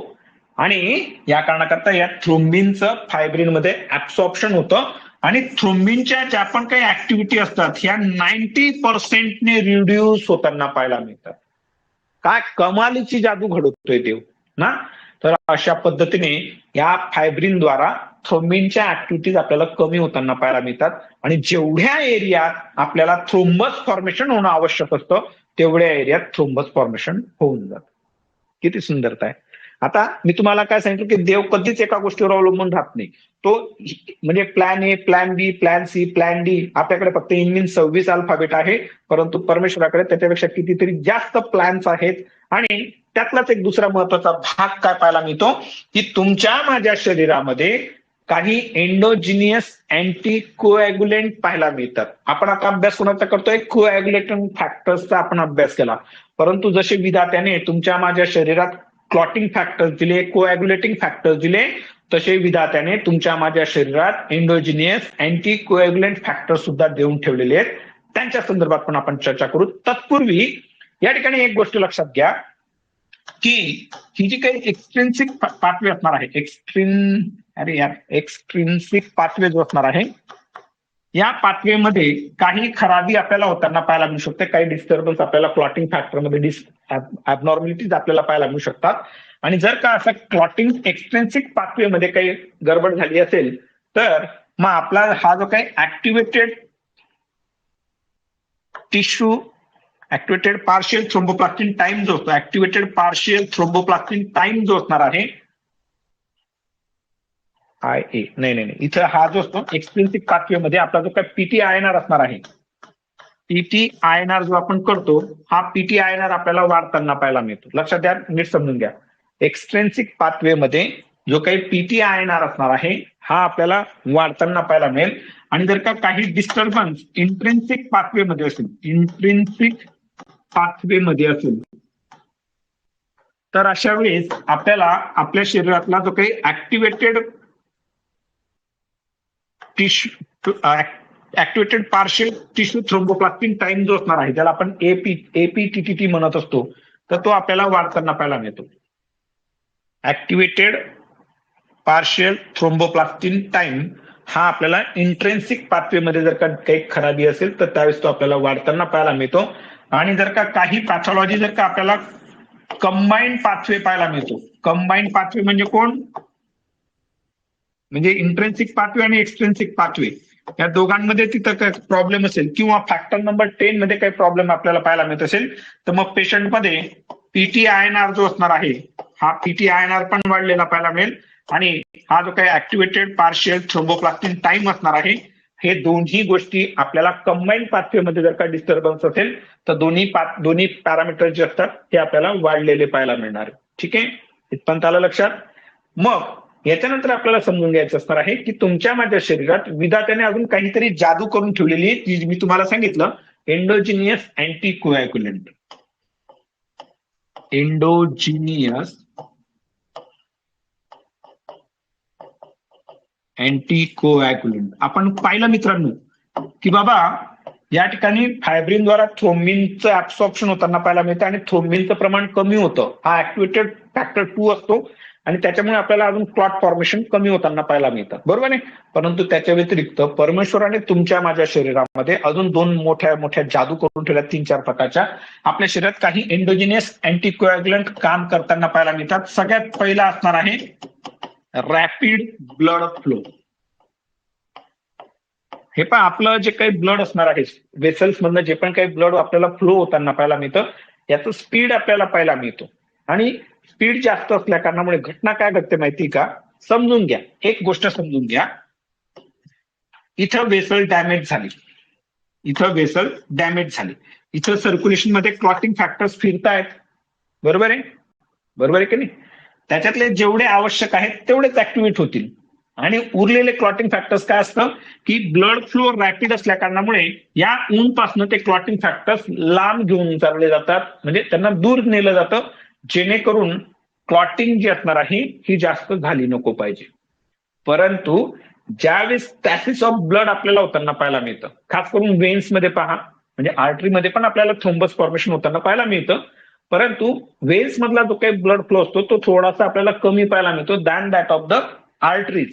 या कारणामुळे जर का आपण जेव्हा केव्हा पाहतो कुणाचा हात फ्रॅक्चर होतो किंवा कुणाचे पाय फ्रॅक्चर होतात, तर ऑर्थोपेडिशियन काय सांगतात त्या पेशंटला, समजून घ्या माझा हात फ्रॅक्चर झाला गेला तर देवाला म्हणा उजवा हात फ्रॅक्चर कर, कारण डावा खूप महत्वाचा आहे, लिखाण कामाचा आहे. ठीक आहे, समजा आता माझा उजवा हात फ्रॅक्चर झाला, असा गळ्यात हात अटकून ठेवलाय. आता हा हात जो असणार आहे ह्या अशा पोझिशन मध्ये आपण असं म्हणू 3 आठवडे अटकून बसला. मग आता इथल्या ज्या काही मसल्स असणार आहेत, वेसल्स असणार आहेत, यांचं काम होतच नाही. त्यामुळे स्टॅसिस ऑफ ब्लड नको झालं पाहिजे, कारण स्टॅसिस ऑफ ब्लड झालं तर थ्रोम्बस फॉर्मेशन होतो, एम्बोलाय तयार होण्याचे चान्सेस वाढताना पाहायला मिळतात. या कारणाकरता ऑर्थोपेडिशियन किंवा आपल्याला काय सांगतात की कंटिन्यू असा हात हलवत राहा, हाताची बोटं हलवत राहा, असं करत राहा. पायाचा पंजा जर असेल, बेड रिडन असेल तर मग आपण पायाचे पंजे एक्झरसाइज सांगितला जात असतो, असे पाय हलवत राहा. का हलवा, कारण तुमच्या मसल्सचं कॉन्ट्रॅक्शन्स होतील तर ब्लड फ्लो सर्क्युलेशन जे असणार आहे ते चांगल्यापैकी होतं. म्हणून rapid blood flow is a very important factor which is acting as a endogenous anticoagulant. ठीक आहे, याच्यानंतरचा दुसरा खूप महत्वाचा एक फॅक्टर आपल्याला पाहायला मिळतो, तो फॅक्टर असणार आहे अँटी थ्रोम्बिन 3. हा खूप महत्वाचा फॅक्टर आहे, नीट लिहून घ्या, अँटी थ्रोम्बिन 3. आता हा जो काही अँटी थ्रोम्बिन 3 असतो, हा आपल्या ब्लड मध्ये इकडे तिकडे फेऱ्या मारत असताना तो पाहायला मिळतो. या अँटी थ्रोम्बिन 3 ला ऍक्टिव्हेट करणारा एक अजून फॅक्टर आपल्याला पाहायला मिळतो आणि त्याचं नाव असणार आहे हेपॅरन सल्फेट. आणि हा जो काही हेपॅरन सल्फेट असणार आहे मित्रमैत्रिणींनो, याचा रिलीज आपल्या शरीरातल्या ज्या काही हेल्दी एंडोथेलियल सेल्स असणार आहेत, या हेल्दी एंडोथेलियल सेल्स द्वारा हेपॅरन सल्फेट रिलीज होतो आणि हा हेपॅरन सल्फेट ऍक्टिव्हेट करणार आहे कोणाला, अँटी थ्रोम्बिन 3 ला. आता नीट लक्ष द्या, जर का एंडोथेलियल सेल डॅमेज झाली तर तिच्याद्वारा हा हेपॅरन सल्फेट रिलीज होईल का, नाही होणार. हेपॅरन सल्फेट रिलीज नाही झाला तर अँटी थ्रोम्बिन 3 चं ऍक्टिव्हेशन होणार नाहीये, आणि अँटी थ्रोम्बिन 3 चं ऍक्टिव्हेशन नाही झालं तर it is not going to act as a anticoagulant, म्हणजे तो कोॲग्युलेशनला प्रिव्हेंट करणार नाही. परंतु ज्यावेळेस एंडोथेलियल सेल ही हेल्दी असते त्यावेळेस तिच्याद्वारा हेपॅरन सल्फेट रिलीज होतो आणि हा हेपॅरन सल्फेट अँटी थ्रोम्बिन 3 ला ऍक्टिव्हेट करतो. आता काय होतं, अँटी थ्रोम्बिन 3 ज्यावेळेस ऍक्टिव्हेट होतो मित्रमैत्रिणींनो, त्यावेळेस तुमच्या माझ्या शरीरातले फॅक्टर नंबर 2 म्हणजे activated factor number 2 activated factor number 9, activated factor number 10, activated factor number 11, activated factor number 12, 1 2 3 4 5 या फॅक्टर्सचं इनऍक्टिव्हेशन केलं जात असतं. बघा किती जबरदस्त गोष्ट आहे. या फॅक्टर्सचं इनऍक्टिव्हेशन केलं जात असतं. म्हणजे चुकान माकून इकडे तिकडे कुठली ब्लड वेसल मधली एखादा डॅमेज झाला असेल एंडोथेलियल सेलचा आणि तिथला एखादा क्लॉटिंग फॅक्टर ऍक्टिव्हेट होऊन तो भलताच तिसरीकडे पोहोचून गेला असेल की जिथं क्लॉटिंगची गरज नाही, तिथं हा अँटीथ्रोम्बिन 3 त्या ऍक्टिव्हेटेडचं इनऍक्टिव्हेशन करेल आणि it is going to produce the anticoagulant effect. ठीक आहे. या पलीकडे अजून तुमच्या माझ्या शरीरात हे बघा, हे खूप महत्वाचं आहे. हा अँटीथ्रोम्बिन 3 खूप महत्वाचा आहे. फॅक्टर नंबर 2, 9, 10, 11 आणि 12. नीट जर का लक्ष दिलं, अरे यार नीट लक्ष द्या. अँटीथ्रोम्बिन 3चं ऍक्टिव्हेशन कोण करणार आहे? तर हेपॅरिन सल्फेट. हेपॅरिन सल्फेट कुठं राहतो? तर तो एंडोथेलियल सेल्स मध्ये राहतो आणि एंडोथेलियल सेल्सशी संबंधित कुठली आपला पाथवे आपल्याला पाहायला मिळाला? तर एंडोथेलियल सेल्सशी संबंधित इंट्रेन्सिक पाथवे पाहायला मिळाला. आता ऍक्टिव्हेटेड फॅक्टर 2 म्हणजे कोण आला? हो, ऍक्टिव्हेटेड फॅक्टर 2 म्हणजे थ्रोम्बिन आला. बरोबर आहे का? कळतं का तुम्हाला? समजतंय का? ऍक्टिव्हेटेड फॅक्टर 2 म्हणजे थ्रोम्बिन आला. तर हा अँटीथ्रोम्बिन 3 काय करतो? फॅक्टर नंबर 2A ला इनऍक्टिव्हेट करेल, फॅक्टर नंबर 9A ला इनऍक्टिव्हेट करेल, फॅक्टर नंबर 10 ला इनऍक्टिव्हेट करेल, फॅक्टर नंबर 11 जो ऍक्टिव्हेटेड फॅक्टर नंबर 11 असेल त्याला इनऍक्टिव्हेट करेल आणि ऍक्टिव्हेटेड फॅक्टर नंबर 12 ला तो इनऍक्टिव्हेट करणार आहे. म्हणजे कुठल्या फॅक्टर्सला इनऍक्टिव्हेट केलं? की जे इंट्रेन्सिक पाथवेशी संबंधित होते त्यांचं इनऍक्टिव्हेशन झालं. म्हणजे बघा ना, ब्लड वेसल मध्ये झाला का क्लॉट मग तयार? अजिबात नाही. आणि मित्रमैत्रिणींनो, आपला जो काही आपला हा ड्रग असणार आहे हेपॅरिन, त्या हेपॅरिनच्या ज्या काही साईट ऑफ ऍक्शन्स असणार आहेत, त्याचे जे काही इफेक्ट्स असणार आहेत ते आपल्याला ह्या ऍक्टिव्हेटेड ते आपल्याला या ठिकाणी हा अँटीथ्रोम्बिन 3 मेडिएटेड ऍक्शन्स प्रोड्यूस करताना पाहायला मिळणार. आपण उद्या परवा हेपॅरिन शिकणार आहोत, त्यावेळेस तुम्हाला समजून सांगेल. पण कळकळ काय माहिती का? तुम्ही समजून घ्या यार, रट्टा बिट्टा नका मारत बसा. पोर आहे ना रट्टा मारायचे काम करतात, ते एकदम घाणेरडं काम आहे. विषय समजून घ्या. काय झालं? अँटीथ्रोम्बिन 3 ने काय केलं मित्रांनो? जो इंट्रेन्सिक पाथवे मधले जे पण क्लॉटिंग फॅक्टर्स होते त्या सर्व ऍक्टिव्हेटेड क्लॉटिंग फॅक्टर्सचं इनऍक्टिव्हेशन करून टाकलं. बरोबर आहे? याच्या व्यतिरिक्त आपल्या शरीरात अजून काही प्रोटीन्स पाहायला मिळतात. 2 number 3 number protein C and protein S आणि प्रोटीन एस. आता तुमचं लक्ष आहे का? लक्ष होतं का तुमचं? मी काय सांगितलं की बाबा, एक मिनिट, कुठे गेलं यार ते? एकच मिनिट मित्रांनो. हा, मी काय मी म्हणजे पुस्तकात सांगितलंय, मी तर काही नाही, मी फक्त बडबड करतोय तुमच्याजवळ. आपण काय पाहिलं मित्रांनो की फॅक्टर नंबर 2, 10, 9, 11 आणि 12चं आपल्याला इनऍक्टिव्हेशन होताना पाहायला मिळतं. पण यांच्या व्यतिरिक्त अजून 2 फॅक्टर आहेत की जे इंट्रेन्सिक पाथवेमध्ये काम करताना पाहायला मिळतात. लक्ष आहे का तुमचं? हा factor number 8, activated factor number 8 आणि ऍक्टिव्हेटेड फॅक्टर नंबर 5 यांचं पण ते इनऍक्टिव्हेशन झालं पाहिजे. आणि यांचं इनऍक्टिव्हेशन कोण घडवतं माहिती तुम्हाला? हे जे काही 2 प्रोटीन्स पाहायला मिळतात, प्रोटीन सी आणि protein S, they are going to inactivate the factor number 8, activated factor number 8 आणि ऍक्टिव्हेटेड फॅक्टर नंबर 5 यांचं ते आपल्याला इनऍक्टिव्हेशन करताना पाहायला मिळतं. आणि हे झालं अँटीकोॲग्युलंट इफेक्ट प्रोड्यूस करण्यामागचं काम कोण करतंय? तर हे जे काही क्लॉटिंग फॅक्टर्सशी संबंधित आपण प्रोडक्ट पाहतोय, प्रोटीन्स पाहतोय, ते करतायत. परंतु क्लॉटिंग होण्यासाठी फक्त काही प्लेटलेट, आपलं माफ करा मी उत्तर देऊन दिलं, फक्त काही क्लॉटिंग होण्यासाठी हे क्लॉटिंग फॅक्टर्सच महत्वाचे आहेत का? नाही, तिथं प्लेटलेट्स पण असतात, ते पण धुमाकूळ करतात. कारण त्या काय करतात? त्या फायब्रोजिनचं बाइंडिंग करून टाकणार आहे. म्हणून या कारणाकरता परमेश्वराने तुमच्या माझ्या शरीरात एक प्रोस्टाग्लॅन्डिन देऊन ठेवला, प्रोस्टाग्लॅन्डिन I2. याला काय म्हणतात? प्रोस्टाग्लॅन्डिन I2 नावाचा हा एक प्रोस्टाग्लॅन्डिन आहे. याचं सुंदर काम आपल्याला पाहायला मिळतं की हा वॉसोडायलेटेशन करतो आणि इट प्रिव्हेंट प्लेटलेट ऍग्रिगेशन. या सर्व गोष्टींमुळे परमेश्वराने जी काही रचना केलेली आहे त्याच्या मागच्या ह्या एंडोजिनस अँटीकोॲग्युलंटमुळे तुमच्या माझ्या शरीरात जरी क्लॉटिंग फॅक्टर्स असले तरी मात्र क्लॉटिंग होताना पाहायला मिळत नाही. तर ही सुंदरता विधात्याने तुमच्या माझ्या शरीरात करून ठेवलेली. तर पहा, आतापर्यंत आपण काय पाहिलं, एक्सट्रिन्सिक पाथवे पाहिला, इंट्रिन्सिक पाथवे पाहिला, क्लॉटिंग कशी पद्धतीने होते, कॉमन पाथवे जो असणार आहे ऍक्टिव्हेटेड फॅक्टर 10 तो पाहिला, आणि त्याच्यानंतर जे काही एंडोजिनियस अँटीकोॲग्युलंट असणार आहे त्यांच्याबद्दल आपण माहिती घेतली. याच्यानंतर आपल्याला समजून घ्यायचं असणार आहे थ्रोम्बस फॉर्मेशन. लेक्चर लांबणार या, कारण टॉपिक तुम्हाला डिटेलमध्ये शिकवेल तर टाइम लागणार आहे मित्रांनो. ठीक आहे. आता थ्रोम्बोजेनेसिस हे कशा पद्धतीने होतं. थ्रोम्बोजेनेसिस म्हणजे काय, क्लॉट फॉर्मेशन. तर आपल्याकडे दोन प्रकारचे वेसल्स आहेत, एक आहे आर्टरी, दुसरी आहे वेन्स. म्हणून आर्टेरियल थ्रोम्बस, काय यार स्पेलिंग, आणि वेनस थ्रोम्बस, हे दोन प्रकारचे थ्रोम्बस आपल्याला या ठिकाणी, कारण काय थ्रोम्बोसिस दोन्ही ठिकाणी होताना पाहायला मिळणार आहे, आर्टरीत पण होणार आहे, वेन मध्ये पण होणार आहे. परंतु आर्टरीमध्ये जे पण काही थ्रोम्बोसिस होणार आहे याच्यासाठी कुठल्या घटकाचा जास्त रोल महत्वाचा पाहायला मिळतो. क्लॉटिंग होण्यासाठी दोन गोष्टी महत्वाच्या मित्रांनो, एक म्हणजे प्लेटलेट आणि दुसरं म्हणजे क्लॉटिंग फॅक्टर्स.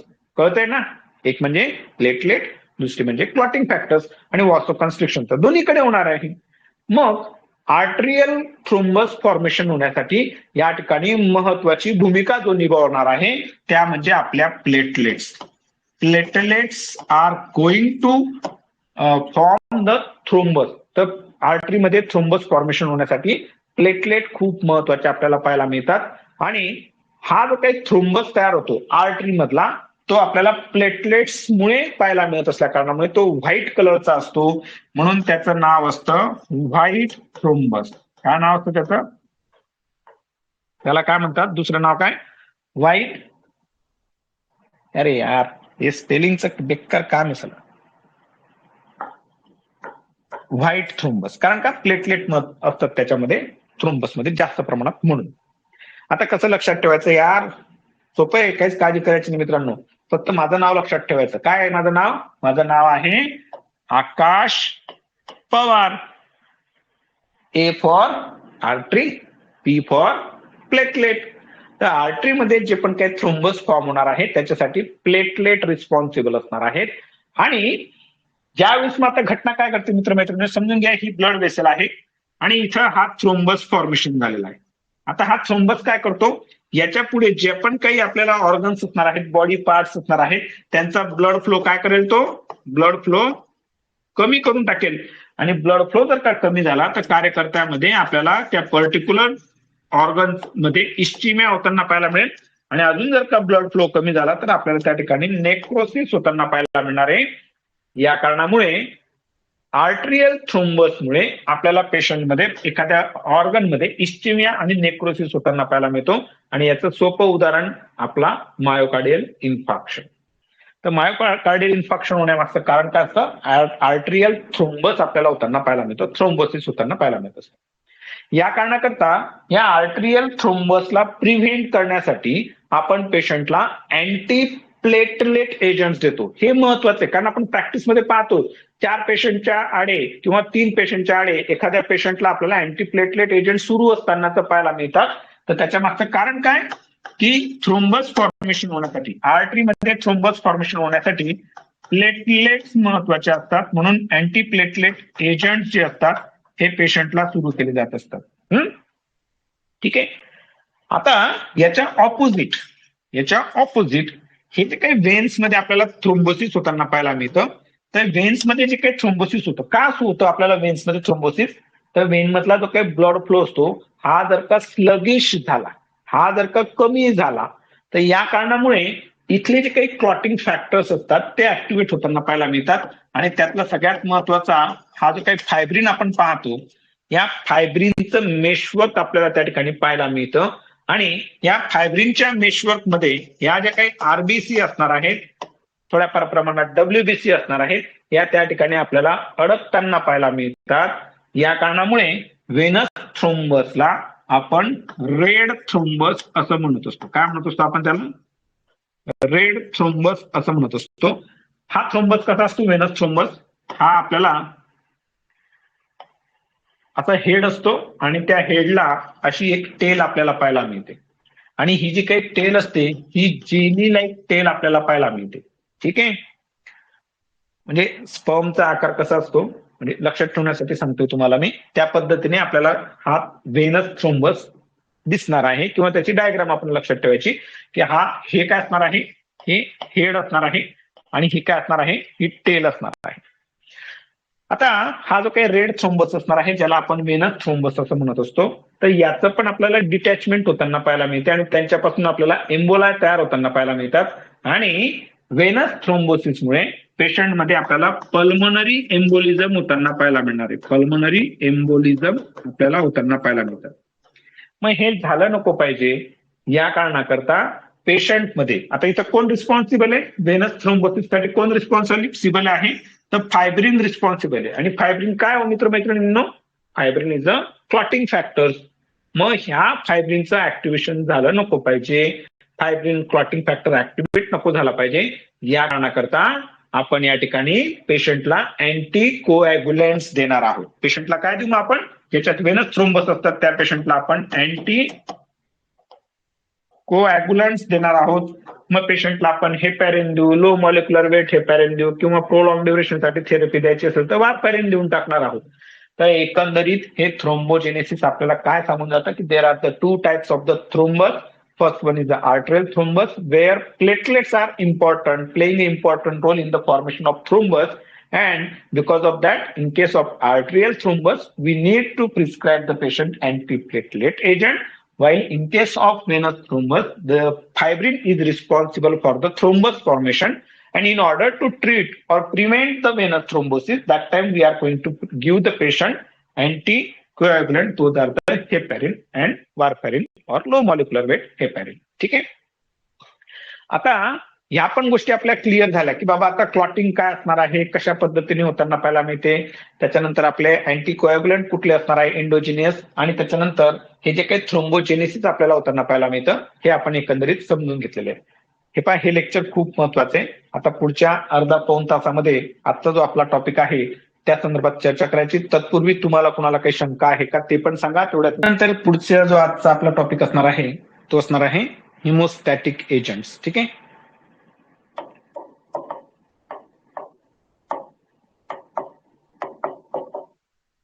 आता हिमोस्टॅसिस काय असतं माहितीये का, ज्यावेळेस तुमच्या माझ्या शरीरामध्ये जे पण आता आपण पाहिलं हिमोस्टॅसिस जे आपल्याला नॅचरली करताना पाहायला मिळालं, ते जर का आपल्याला पाहिजे तेवढ्या प्रमाणात होताना पाहायला मिळत नसेल किंवा आपल्याला त्याच्यासाठी लागणारा जो वेळ आहे त्यापेक्षा लवकर आपल्याला इथं ब्लिडिंग कमी करून घ्यायची असेल किंवा खूप जास्त प्रमाणात ब्लिडिंग आपल्याला होताना पाहायला मिळत असेल आणि ती जर का आपल्याला कंट्रोल करून घ्यायची असेल तर मग आपल्याला पेशंटला हे हिमोस्टॅटिक्स एजंट जे असतात किंवा हिमोस्टॅटिक ड्रग जे असतात ते आपल्याला पेशंटला वापरावे लागत असतात. मग हे जे काही हिमोस्टॅटिक एजंट्स असतात याचे आपल्याला दोन प्रकार पाहायला मिळतात. पहिला जो काही प्रकार असणार आहे ते असणार आहेत लोकल एजंट्स. पहिला ग्रुप असणार आहे लोकल एजंट्स आणि दुसरा जो काही ग्रुप असणार आहे ते असणार आहे systemic agents. Systemic agents. Local agents चे जे काही एक्झाम्पल्स असतील ते आपल्याला या ठिकाणी समजून घ्यायचे आहेत. म्हणजे आता याच्यावरून आपल्याला लक्षात आलं की लोकल एजंट्स म्हणजे काय, हे अशा प्रकारचे एजंट्स असतील की जे आपण टॉपिकली आपण त्यांचा वापर करणार आहोत. मग समजा इथं कुठं ब्लिडिंग झाली असेल तर ती ब्लिडिंग जर का आपल्याला स्टॉप करायची असेल तर मग आपण लोकली त्या ड्रगचा वापर करू, त्यांना आपण म्हणणार आहोत लोकल एजंट्स. आणि सिस्टेमिक एजंट्स म्हणजे काय की आपण त्या ड्रग्सला पेशंटला जे काही रूट्स ऑफ ऍडमिनिस्ट्रेशन असणार आहेत, सिस्टेमिक रूट्स जे असणार आहेत त्याद्वारे पेशंटला आपण ते ड्रग ऍडमिनिस्ट्रेट करू आणि त्याद्वारे आपल्याला या ठिकाणी पेशंटमध्ये ब्लिडिंग जी असणार आहे ते आपल्याला थांबताना पाहायला मिळणार आहे. ठीक आहे. मग यामध्ये जे काही लोकल एजंट्स असणार आहेत हे लोकल एजंट्स कुठले असतील त्यांचे एक्झाम्पल्स आपण या ठिकाणी समजून घेऊ. ऍस्ट्रिंजंट्स,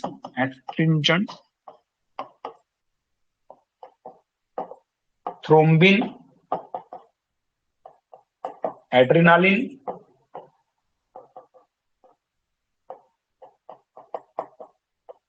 फायब्रिन, ऑक्सिडाइज्ड सेल्युलोज, आणि जिलॅटिन. तर हे जे काही ड्रग्ज असणार आहेत, ऍस्ट्रिंजंट, थ्रोम्बिन, अरे अजून एक आहे, थांबा, मला जागा अपूर्ण पडलेली आहे, तुम्ही लिहून घ्या, मला जागा अपूर्ण पडली, मी लिहितो परत. Astringent, thrombin, adrenaline, fibrin, oxidised cellulose, gelatin आणि कॅल्शियम अल्जिनेट. तर या ड्रग्सचा आपण टॉपिकली वापर करणार आहोत, लोकली वापर करणार आहोत, in order to produce the haemostatic effect. ठीक आहे. मग आता हे जे काही टॉपिकली वापरले जाणारे एजंट्स असणार आहेत, हे मी कसे लक्षात ठेवले, एकदम सोप्या पद्धतीने सांगतो. पहा मित्रांनो, आता उन्हाळ्याचे दिवस आहेत, गरमी होत असते, वेगवेगळ्या लग्नांना आपण जात असतो, छान छान कार्यक्रमांना आपण जात असतो, आणि कार्यक्रमांमध्ये जाताना आपल्याला त्या ठिकाणी हरियाली, ग्रीनरी पाहायला मिळत असते ना, किंवा खूप लोक पण पाहायला मिळत असतात, किंवा आपल्याला आवड पण असते परफ्युम्सची ना. मग सध्या कुठला परफ्यूम जोरात चालतो, तर त्याचं उत्तर आपण ऍडव्हर्टाईज मध्ये पाहतो. कुठला चालतो, तर फॉग. म्हणून मी हे कसं लक्षात ठेवलंय, आता फॉग चालेल. काय चालेल, फॉग ना. आणि हे जे काही डिओड्रंट्स असतात, हे आपण कसे, म्हणजे टॉपिकली आपण स्किनवर त्यांचा वापर करत असतो, लोकली आपण यूज करत असतो. आणि हे लक्षात ठेवण्यासाठी, या लोकल एजंट्स, हिमोस्टॅटिक एजंट्सचं नाव लक्षात ठेवण्यासाठी मी त्याला अशा पद्धतीने लक्षात ठेवलंय, आता फॉग चालेल. ठीक आहे. मग A for the astringent, T for the thrombin, another A for the adrenaline, F for the fibrin, O for the oxidised cellulose, G for the gelatin. आणि तुम्हाला माहिती की जे काही निमोनिक्स असतात, जे कॅपिटल लेटर मध्ये असणार आहेत, तेच फक्त आपले निमोनिक्स असणार आहेत. हा, तर मग आता फॉग चालेल. These are the local agents. आणि जे काही सिस्टेमिक एजंट्स असणार आहेत, जे सिस्टेमिक एजंट्स असणार आहेत, की जे आपण त्यांचा वापरायचा हिमोस्टॅटिक एजंट म्हणून करू, तर मग त्यांचे एक्झाम्पल जे असणार आहे, ते असणार आहे फायब्रिनोजेन,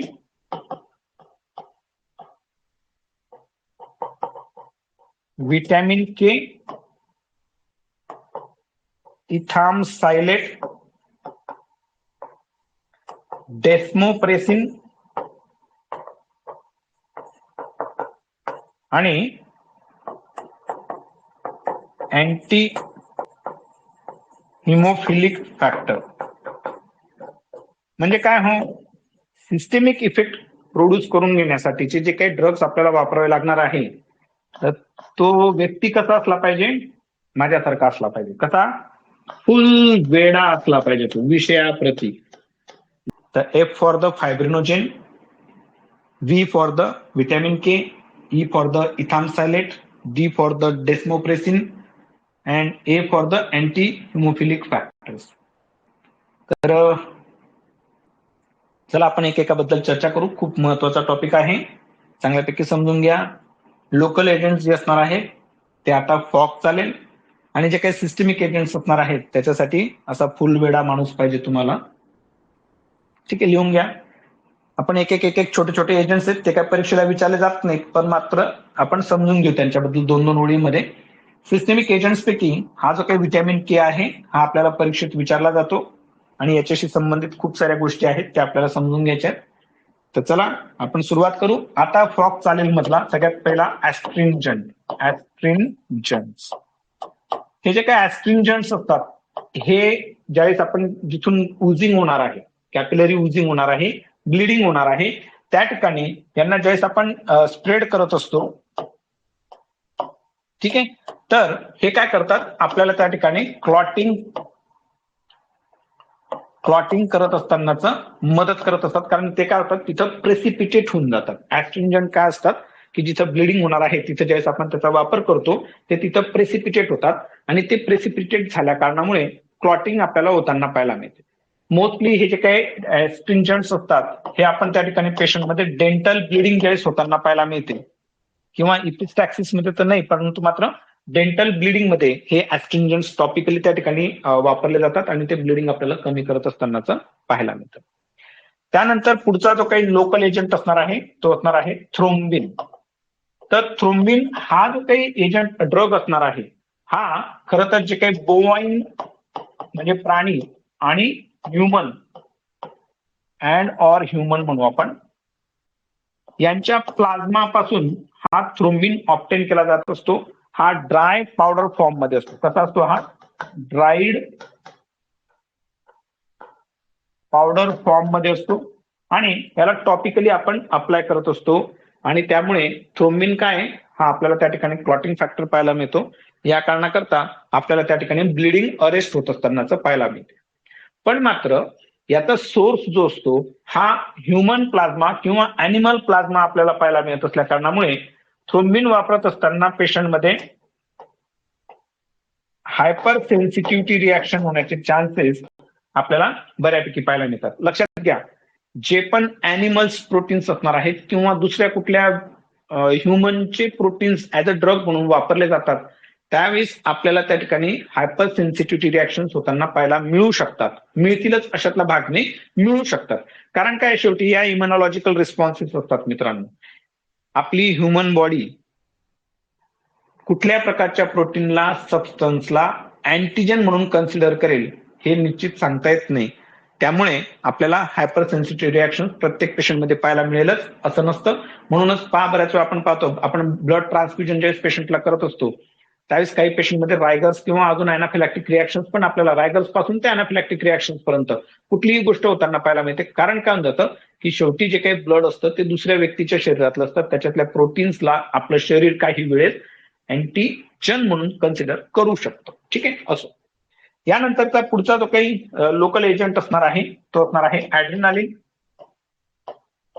तर आपण पाहिलं मित्रांनो, ऍड्रेनालिन ज्यावेळेस लोकली वापरला जाणार आहे, टॉपिकली वापरला जाणार आहे, तर लोकली वापरल्यानंतर ऍड्रेनालिनचं जे काही लोकल कॉन्सन्ट्रेशन असणार आहे ते आपल्याला जास्त पाहायला मिळतं. त्यामुळे ऍड्रेनालिनच्या फक्त आपल्याला अल्फा ऍक्शन्स पाहायला मिळतात आणि अल्फा ऍक्शन्समुळे आपल्याला या ठिकाणी वॉसो कन्स्ट्रिक्शन होताना पाहायला मिळतं. परंतु महत्वाची गोष्ट काय आहे, हा साधा सुद्धा ड्रग नाहीये, हा ऍड्रेनालिन आहे. हा जर का आपण हायपरथायरॉइड पेशंटमध्ये, इस्चिमियाच्या पेशंटमध्ये, अरिथमियाच्या पेशंटमध्ये, हायपरटेन्सिव्ह पेशंटमध्ये जर का याचा वापर केला तर आपल्याला त्याच्या काय काय कॉम्प्लिकेशन्स होऊ शकतात याबाबत आपल्याला पूर्ण जाणकारी आहे. त्यामुळे ऍड्रेनालिन वापरताना काळजीपूर्वक वापरायचा असणार आहे. मी तर म्हणतो ऍड्रेनालिन हा फक्त आणि फक्त ज्यावेळेस अॅनाफिलॅक्टिक शॉक असेल ना तेव्हाच आपण त्याला वापरायचं असणार आहे. ठीक आहे. यानंतरचा पुढचा जो काही प्रोडक्ट असणार आहे किंवा एजंट असणार आहे तो असणार आहे फायब्रिन. तर फायब्रिन हा जो काही ड्रग असणार आहे हा काय फक्त एकटाच फायब्रिन तिथं पाहायला मिळत नाही, तर फायब्रिन सोबत आपल्याला इतर पण घटक पाहायला मिळतात. फायब्रिनोजेन पाहायला मिळेल, थ्रोम्बिन पाहायला मिळेल, फॅक्टर नंबर 13 जो आहे फायब्रिनोजेन, आपला फायब्रिन स्टॅबिलायझिंग फॅक्टर तो पाहायला मिळतो, कॅल्शियम पाहायला मिळणार आहे आणि अदर जे काही क्लॉटिंग फॅक्टर्स असणार आहेत ते पण आपल्याला ह्या प्रिपरेशन मध्ये पाहायला मिळतात. आणि हा फायब्रिन तिथे अप्लाय केल्यानंतर, टॉपिकली अप्लाय केल्यानंतर आपल्याला त्या ठिकाणी ब्लिडिंग जी असणार आहे हे अरेस्ट होत असतानाच पाहायला मिळतं. यानंतरचा पुढचा एजंट असणार आहे ऑक्सिडाइज्ड सेल्युलोज. Oxidised cellulose. आता हा जो काही ऑक्सिडाइज्ड सेल्युलोज असतो खास करून याचा वापर केव्हा केला जात असतो की ज्या कॅपिलरीजला, आर्टरिओल्सला लायगेशन करणं शक्य नसतं अशा वेळेस हा ऑक्सिडाइज सेल्युलोजचा वापर केला जात असतो आणि हा आपल्याला त्या ठिकाणी वॉसो कन्स्ट्रिक्शन प्रोड्यूस करत असतो आणि वॉसो कन्स्ट्रिक्शन प्रोड्यूस करून हा ब्लिडिंग स्टॉप करत असतानाच आपल्याला पाहायला मिळतो. ऑक्सिडाइज सेल्युलोज जास्त प्रमाणात जर का वापरण्यात आला तर मग तो इस्चिमिया किंवा नेक्रोसिस पण आपल्याला प्रोड्यूस करताना पाहायला मिळतो. या कारणाकरता ऑक्सिडाइज सेल्युलोज लक्षात ठेवण्यासाठी इतकं लक्षात ठेवायचं की हा वॉसो कन्स्ट्रिक्शन प्रोड्यूस करेल आणि ब्लिडिंग अरेस्ट करणार आहे आणि वॉसो कन्स्ट्रिक्शन प्रोड्यूस करणार. ठीक आहे. जी फॉर जिलॅटिन. जिलॅटिन जो असतो हा स्पंज फॉर्म मध्ये आपल्याला पाहायला मिळतो किंवा त्याची फिल्म आपल्याला पाहायला मिळते आणि हा त्या ठिकाणी एक फिजिकल मेशवर्क प्रोड्यूस करताना, फिजिकल मेशवर्क तयार करतो आणि हा फिजिकल मेशवर्क काय करतो, क्लॉटिंग होण्यासाठी एक सरफेस एरिया प्रोड्यूस करून देत असतो आणि त्यामुळे आपल्याला जिलॅटिन वापरून त्या ठिकाणी हा फिजिकल मेशवर्क प्रोड्यूस होऊन क्लॉटिंग होताना पाहायला मिळते. आणि शेवटचा जो असणार आहे तो असणार आहे कॅल्शियम अल्जिनेट.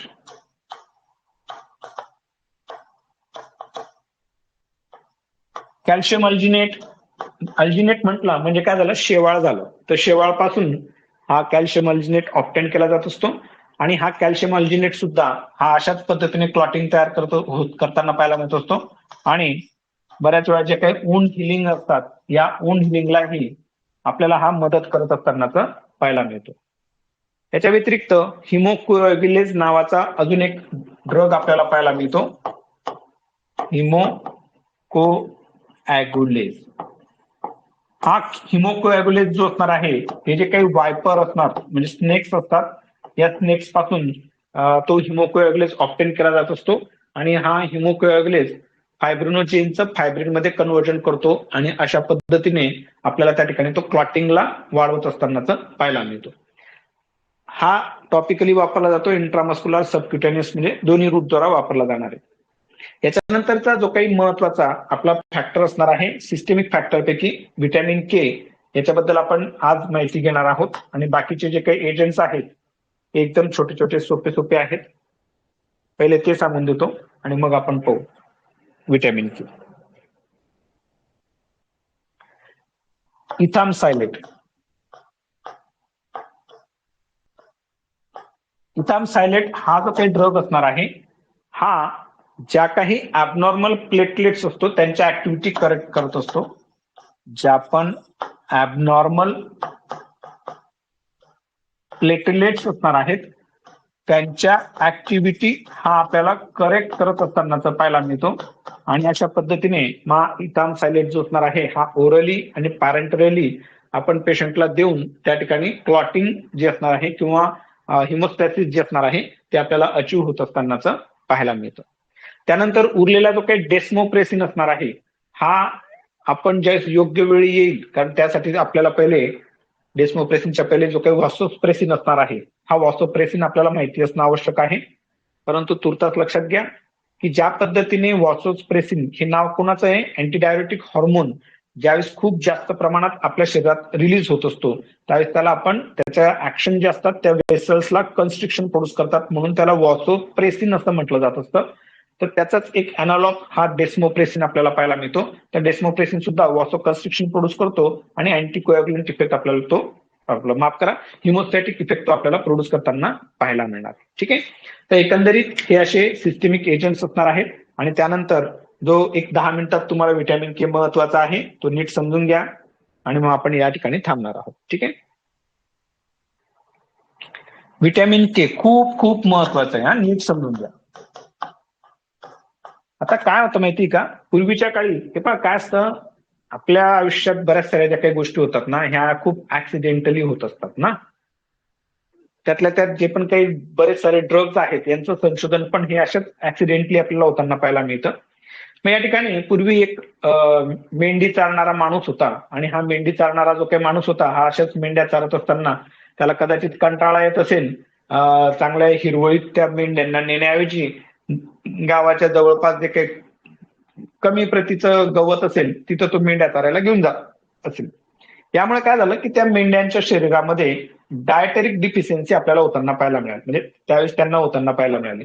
आणि त्या मेंढ्यांच्या शरीरातला थ्रोम्बिन जो असतो हा कमी झाला आणि तो थ्रोम्बिन कमी झाल्या कारणामुळे त्या पर्टिक्युलर तेवढ्या गावातल्या मेंढ्या ज्या असतील नसतील त्यांच्यात ब्लिडिंग आपल्याला म्हणजे त्या लोकांना होताना पाहायला मिळाली. मग शास्त्रज्ञांनी त्या ठिकाणी माहिती पोहोचली, त्यांनी गेले त्या मेंढ्यांचे रक्तबिक्त काढलं, चेक केलं, अरे म्हणे यांचा तर थ्रोम्बिन कमी झाला. मग थ्रोम्बिन का कमी झाला, तर म्हणे असंच घाणेरडं खराब कमी काय म्हणतात त्याला कमी प्रतीचं कमी दर्जाचं जे काही काय म्हणतात त्याला गवत असतं ते खाऊ घातलं गेलं आणि म्हणून त्यांच्यामध्ये हिमरेजेस तयार झाले. मग या ठिकाणी त्या मेंढ्यांना, आता मेंढ्या म्हणा किंवा बकऱ्या म्हणा, त्यांना हॉग लिव्हर खाऊ घातला. आता कसं काय हॉग लिव्हर, मेंढी कसं काय नॉनव्हेज खाईल काय माहिती बाबा, पुस्तकात दिलेलं आहे मी काय फेकत नाहीये. तर हॉग लिव्हर त्यांना देण्यात आलं किंवा त्यांचा एक्स्ट्रॅक्ट दिला असेल तर त्यांच्यातली ब्लिडिंग कमी होताना पाहायला मिळाली. आणि त्यावरनं लक्षात आलं की असा एक विटॅमिन असतो की जो कोॲग्युलेशनला मदत करत असतो. त्या कारणामुळे त्याचं नाव काय देण्यात आलं, कोॲग्युलेशन विटॅमिन.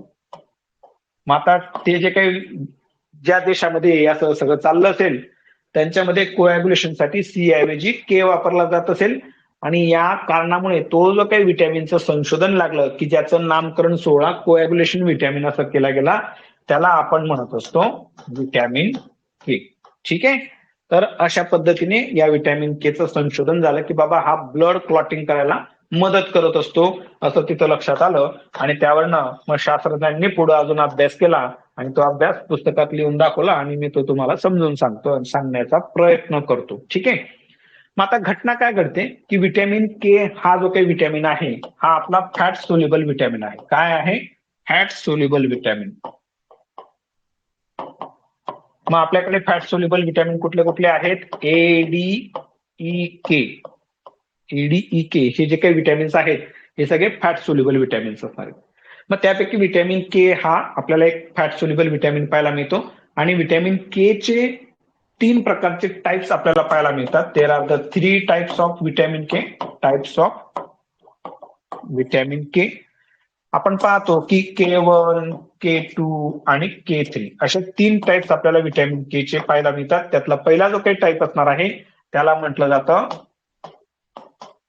फायटोनॅडिऑन. काय म्हटलं जातं त्याला? फायटोनॅडिऑन. K2 जो असणार आहे त्याला म्हटलं जातं मेनाक्युनोन. मेनाक्युनोन. आणि K3 जो असणार आहे याला म्हटलं जातं मेनाडिऑन. मेनाडिऑन. नावं विचित्र आहेत मित्रांनो पण काय करता आता ऐकावं तर लागेल समजून तर घ्यावं लागेल.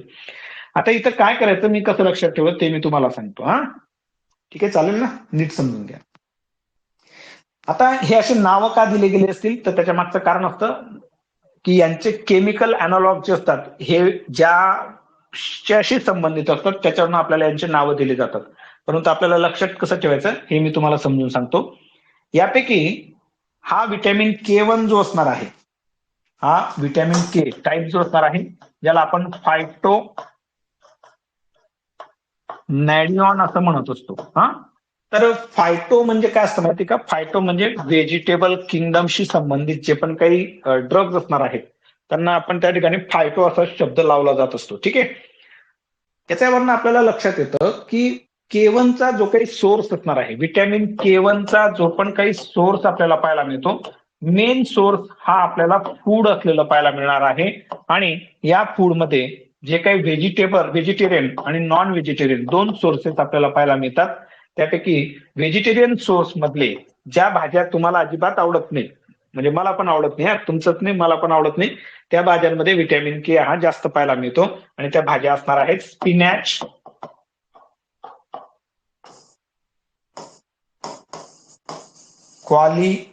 कॉलीफ्लॉवर आणि अजून एक होती यार म्हणजे पत्ता कोबीला काय म्हणतात ती स्पिनॅचच नाही. स्पिनॅच म्हणजे आपली ती शेपू.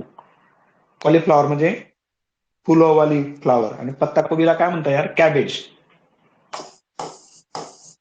कॅबेज हे पत्ता कोबी तर अजिबात आवडत नाही. बाकीच्या खाऊन गेलो वाटलं असं काय हरकत नाही. तर पत्ता कोबी, फुलकोबी, शेपू आणि टोमॅटोज.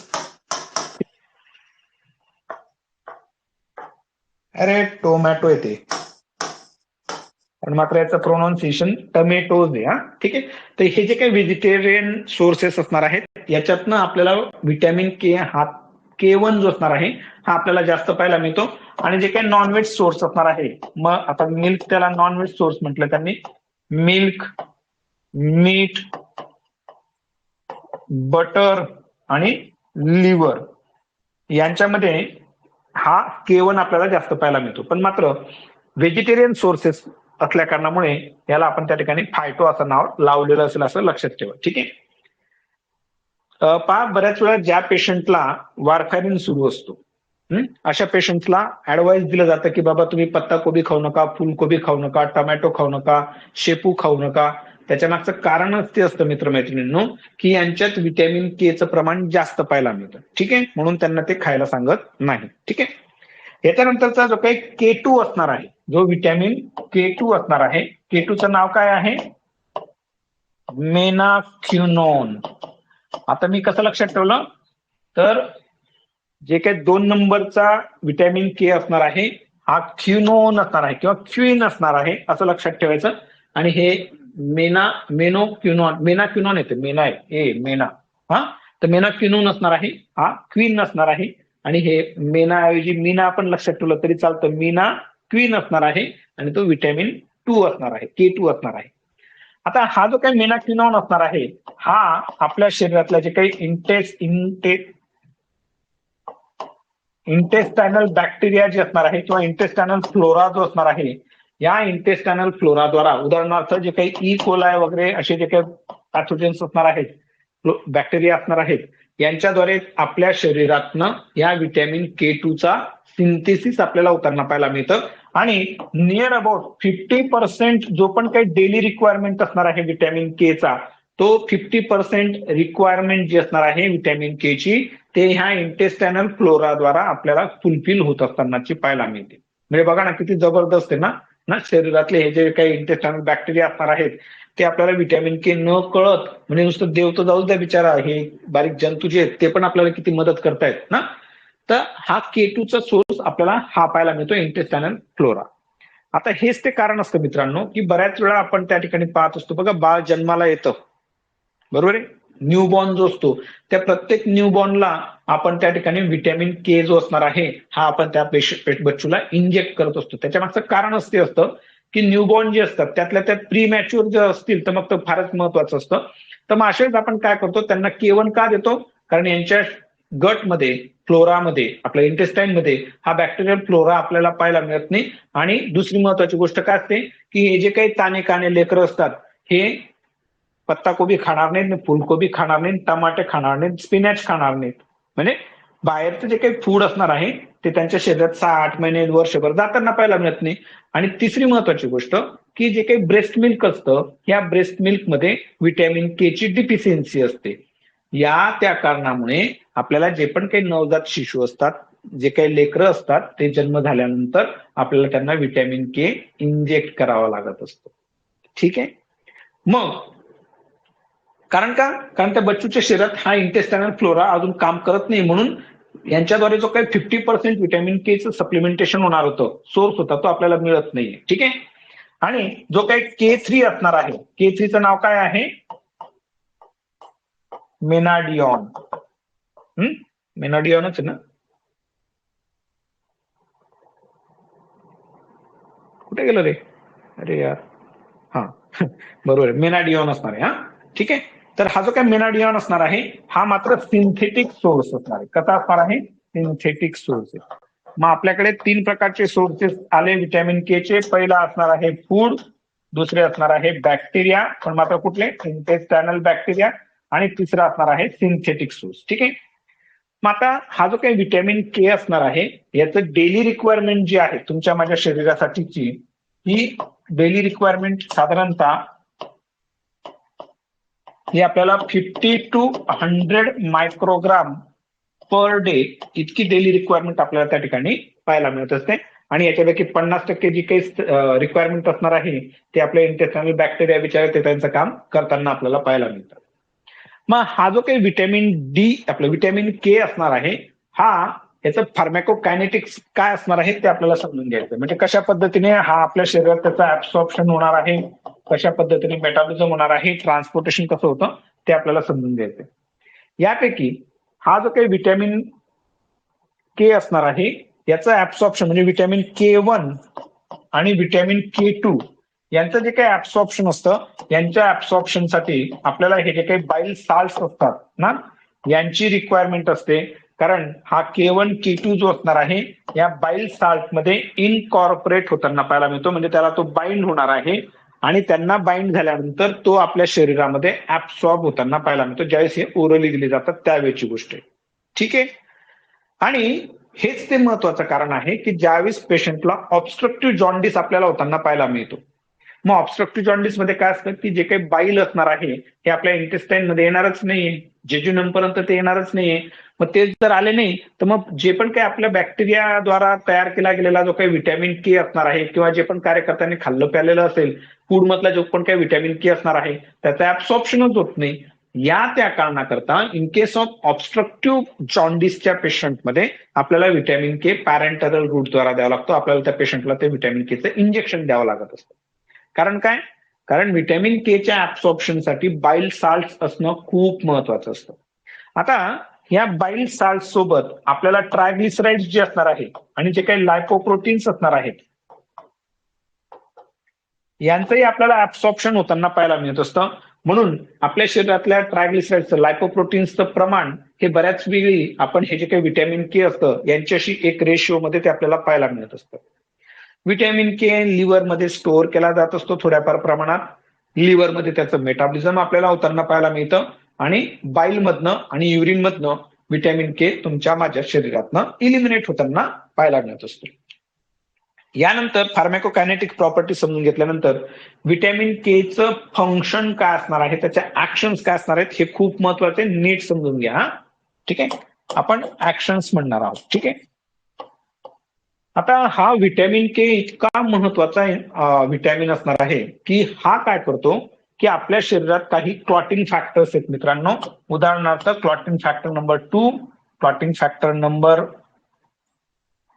7, क्लॉटिंग फॅक्टर नंबर 9 आणि क्लॉटिंग फॅक्टर नंबर 10. हे जे काही क्लॉटिंग फॅक्टर्स आहेत म्हणजे क्लॉटिंग, आता मी जवळजवळ लिहितो, हे जरा जास्त लांब लिहिले.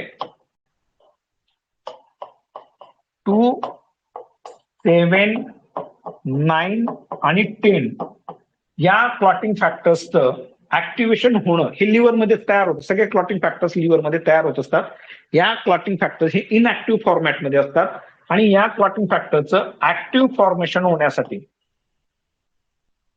या क्लॉटिंग फॅक्टर्सचं ऍक्टिव्हेशन होण्यासाठी म्हणजे ऍक्टिव्हेटेड फॅक्टर 1 आपलं 2, activated factor number 7, activated factor number 9 आणि ऍक्टिव्हेटेड फॅक्टर नंबर 10 यांचं ऍक्टिव्हेशन होण्यासाठी इथे एक महत्वाची गोष्ट आपल्याला घडणं महत्वाचं असतं की हे जे काही व्हिटॅमिन माफ करा, हे जे काही क्लॉटिंग फॅक्टर्स असतात यांच्यामध्ये ग्लुटॅमिक ऍसिडचं रेसिड्यूज आपल्याला पाहायला मिळतात. काय पाहायला मिळतं यांच्यामध्ये आपल्याला?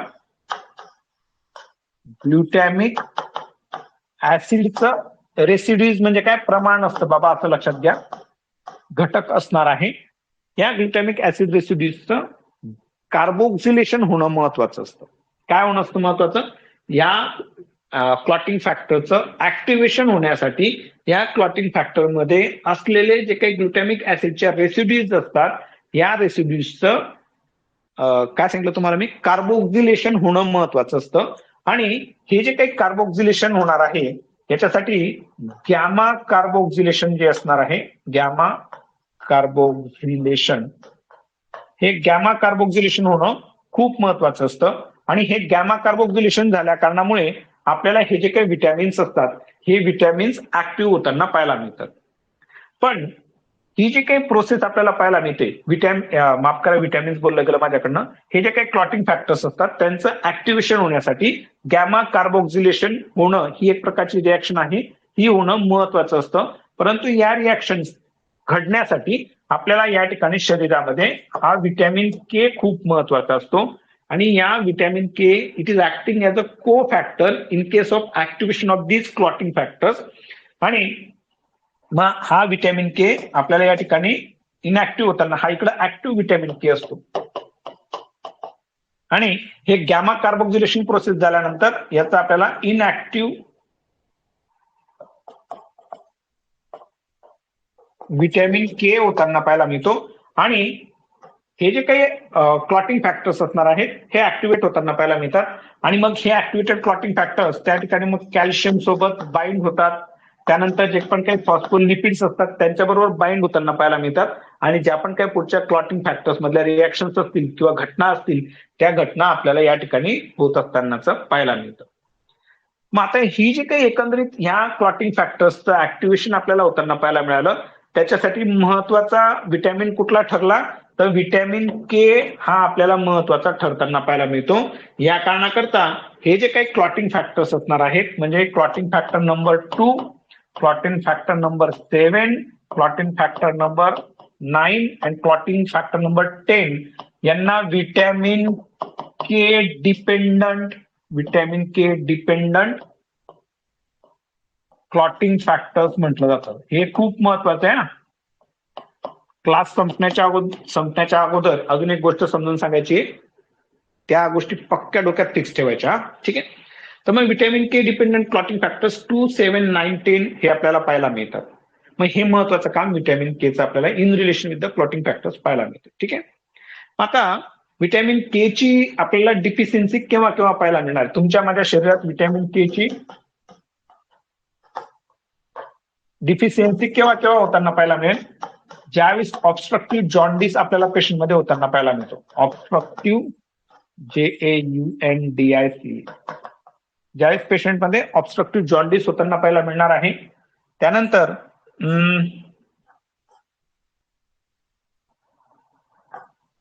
जे काही न्यूनेट्स असणार आहेत, न्यूनेट्स मध्ये आपल्याला जॉन्डिस होताना पाहायला मिळेल. जर का माल ऍब्सॉर्प्शन सिंड्रोम असणार आहे पेशंटला, त्यावेळेस आपल्याला पेशंटमध्ये विटॅमिन के ची डिफिशियन्सी होताना पाहायला मिळते. त्यानंतर बिलियरी पिस्टुला असेल, बिलियरी पिस्टुला असणार आहे पेशंटला, त्यावेळेस विटॅमिन के ची डिफिशियन्सी होताना पाहायला मिळते. त्यानंतर काही ड्रग्ज असतात की ते ड्रग्ज सुद्धा आपल्याला पेशंटमध्ये विटॅमिन के ची डिफिशियन्सी प्रोड्यूस करताना पाहायला मिळतात. मग ते बऱ्याच वेळा जे काही ब्रॉड स्पेक्ट्रम अँटीबायोटिक असणार आहेत, BROAD, broad spectrum antibiotics prolong duration साठी जर का घेतले गेले, तर अशा पेशंट्समध्ये आपल्याला विटॅमिन के ची डिफिशियन्सी होताना पाहायला मिळते. आणि जो काही लिक्विड पॅराफिन असणार आहे, म्हणजे पहा बऱ्याच वेळा त्या ठिकाणी पोट साफ होण्यासाठी लिक्विड पॅराफिन भरपूर साऱ्या त्या ड्रग्स मध्ये आपल्याला पाहायला मिळत असतात. म्हणजे उदाहरणार्थ जे काही लिक्विड, आपण ब्रँड नेम नाही घेणार मी कारण ते चुकीचं होऊन जातं, तर त्यांच्यात आपल्याला लिक्विड पॅराफिन पाहायला मिळतात. आणि पोट साफ झालं पाहिजे, लुब्रिकेशन मिळालं पाहिजे म्हणून पेशंट खूप प्रमाणात भरपूर दिवस त्या ठिकाणी हे लिक्विड पॅराफिन कंझ्युम करतात. आणि या कारणामुळे लिक्विड पॅराफिन काय करतो, जे पण फॅट सोल्युबल विटॅमिन्स असणार आहेत, ADEK जे आहेत, यांची डिफिशियन्सी आपल्याला शरीरामध्ये प्रोड्यूस होताना पाहायला मिळते. तर मग हे एकंदरीत हे 4-5 फॅक्टर्स, आणि हेपॅटिक डिसिजेस पण आलं त्याच्यामध्ये, लिव्हर डिसिजेस पण आले. तर या गोष्टी काय करतात, आपल्याला त्या ठिकाणी विटॅमिन के ची डिफिशियन्सी प्रोड्यूस करताना पाहायला मिळतात. आणि विटॅमिन के ची जर का डिफिशियन्सी झाली तर मग आपल्याला पेशंटमध्ये ब्लिडिंग होताना पाहायला मिळते, खास करून in the form of haematuria. Urine मधनं आपल्याला पेशंटला ब्लिडिंग होताना पाहायला मिळते. इपिस्टॅक्सिस होताना पाहायला मिळेल, इपिस्टॅक्सिस होताना पाहायला मिळेल. किंवा आपण त्या ठिकाणी पेशंटमध्ये GI ब्लिडिंग आपल्याला होताना पाहायला मिळते. किंवा under the skin in the form of ecchymosis, या फॉर्म मध्ये आपल्याला पेशंटमध्ये ब्लिडिंग होत असताना पाहायला मिळतं. मोस्ट कॉमन आपल्याला पेशंटमध्ये हिमॅच्युरिया होताना पाहायला मिळणार आहे. हा, ठीक आहे. मग जे काही विटॅमिन के चे युजेस असतील ते युजेस आपल्याला समजून घ्यायचे. मग मोस्टली विटॅमिन के हा केव्हा वापरला जाणार आहे, जेव्हा जेव्हा विटॅमिन के ची डिफिशियन्सी होणार आहे, जेव्हा जेव्हा ब्लिडिंग आपल्याला जास्त होताना पाहायला मिळणार आहे, त्यावेळेस आपण विटॅमिन के वापरणार आहोत. मग सगळ्यात पहिला जो काही यूज असणार आहे, तर मग आपण जे काही ओरल अँटीकोॲग्युलंट दिले जातात, ओरल अँटीकोॲग्युलंट मोस्टली त्या ठिकाणी आपण वारफारिन जो असणार आहे, वारफारिनच्या बाबतीत आपण त्या ठिकाणी अँटीकोॲग्युलंट म्हणून विटॅमिन के आपण पेशंटला देत असतो. ठीक आहे. म्हणजे ओव्हरडोस अँटीकोॲग्युलंटचा ओव्हरडोस, ओरल अँटीकोॲग्युलंटचा ओव्हरडोस होणार आहे त्यावेळेस. दुसरं, ज्यावेळेस पेशंटमध्ये सॅलिसिलेट पॉइझनिंग होते, म्हणजे ऍस्प्रिनची, ज्याला आपण म्हणू ऍस्प्रिनला सॅलिसिलेट्स म्हटलं जात असतं, ऍस्प्रिनची पॉइझनिंग होत असते. आणि that poisoning is associated with bleeding म्हणू आपण, हिमोरेज म्हणू.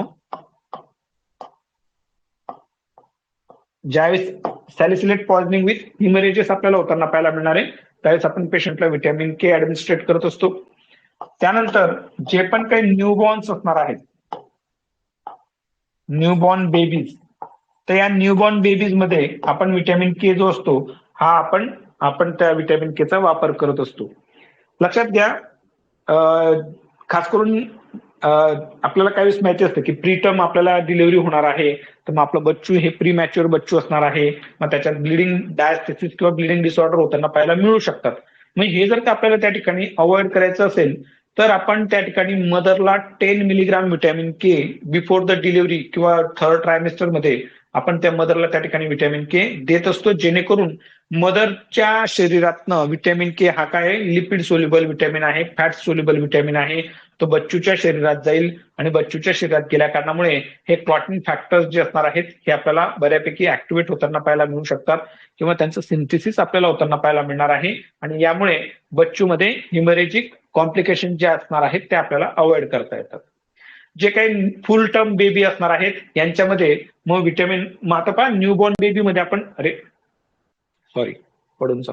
न्यूबॉर्न बेबी मध्ये काय असणार आहे, जे फुल टर्म बच्चू असणार आहेत यांना आपण 1 मिलीग्रामचा व्हिटॅमिन के1 जो असणार आहे हा 1 मिलीग्रामचा व्हिटॅमिन के1 आपण के1 हा मात्र के2 पण वापरला जाणार नाही आणि के3 तर अजिबात वापरला जात नाही. हा तो टॉक्सिक असतो, त्याच्यामुळे के3 वापरला जात नाही. वापरला जाईल तर के1च वापरला जाणार आहे. फायटो मेनाडिऑन म्हटलं जातं किंवा फायटोनॅडिऑन म्हटलं जातं, दोन्ही एकच असणार आहे, पण के1 लक्षात ठेवा. के1 1 मिलीग्राम इंट्रामस्क्युलरली आपण बच्चूला ऍडमिनिस्ट्रेट करणार आहोत. आणि जर का आपल्याला प्रोपालॅक्सिस म्हणून वापर करायचा असेल व्हिटॅमिन केचा तर आपण बच्चूला नाही देणार आहेत, आपण मदरला देणार आहेत ड्युरिंग प्रेग्नन्सी. मग मदरच्या शरीरातनं बच्चूच्या शरीरात आपल्याला येताना पाहायला मिळेल आणि आपल्याला त्या ठिकाणी त्याच्यामध्ये ब्लिडिंग डिसऑर्डर कमी होताना पाहायला मिळतील. ठीक आहे, मग न्यूबॉर्न मध्ये वापरला. त्याच्यानंतर आपण ऑब्स्ट्रक्टिव्ह जॉन्डिस मध्ये वापरणार आहोत. कारण सांगितलं तुम्हाला ऑब्स्ट्रक्टिव्ह त्याचं कारण सांगितलं तुम्हाला की JAUNDIC ऑब्स्ट्रक्टिव्ह जॉन्डिस मध्ये काय सांगितलं की बाईलच इंटेस्टाईन मध्ये नसणार आहे, तर आपल्याला ऍब्सॉर्प्शन होणार नाही व्हिटॅमिन केचा ओरली दिल्यामुळे. त्यामुळे ऑब्स्ट्रक्टिव्ह जॉन्डिसच्या पेशंटमध्ये आपल्याला इंट्रामस्क्युलर व्हिटॅमिन के ऍडमिनिस्ट्रेट करायचा असतो. इतर लिव्हर डिसिजेस जे पण असणार आहेत तिथे पण आपल्याला पेशंटला व्हिटॅमिन के हा ऍडमिनिस्ट्रेट करावा लागतो. ज्या पेशंटमध्ये माल ऍब्सॉर्प्शन सिंड्रोम असणार आहे, ज्या पेशंटमध्ये माल ऍब्सॉर्प्शन सिंड्रोम किंवा माल न्यूट्रिशनचं बच्चू असेल तर अशा बच्चूंमध्ये ऍक्च्युली माल न्यूट्रिशन जरी असलं, खूपच एक्स्ट्रीम लेवलचं असेल तर मग आपल्याला व्हिटॅमिन के द्यावा लागतो. नाही तर मग मुळात कारण काय की जे काही बॅक्टेरियल फ्लोरा आहेत हेच 50% व्हिटॅमिन के तयार करून टाकणार आहेत. पण तरी माल ऍब्सॉर्प्शन सिंड्रोम आणि माल न्यूट्रिशनच्या पेशंटमध्ये आपल्याला व्हिटॅमिन के हा वापरावा लागणार आहे. त्याच्यानंतर प्रोलॉंग ड्युरेशन, जर का काही पेशंटमध्ये प्रोलॉंग ड्युरेशन पॅरेंटेरल थेरपी सुरू असेल, म्हणजे काय की काही कंडिशनमध्ये आपल्याला पेशंटला भरपूर कालावधी करता आयव्ही फ्लुइड्सवर ठेवावं लागत असतं आणि अशी जर का काही परिस्थिती असेल तर मग अशा पेशंट्समध्ये आपल्याला व्हिटॅमिन के जो असणार आहे हा आपल्याला पेशंटला ऍडमिनिस्ट्रेट करावा लागणार आहे. तर असे एकंदरीत हे व्हिटॅमिन के चे युजेस असणार आहेत. तर ते शेवटी इथं 2 गोष्टी खूप महत्वाच्या आहेत, त्या नीट समजून घ्या. आय होप त्या जर कळल्या तर तुम्हाला उद्याच्या गोष्टी कळणार आहेत. अँटीथ्रोम्बिन 3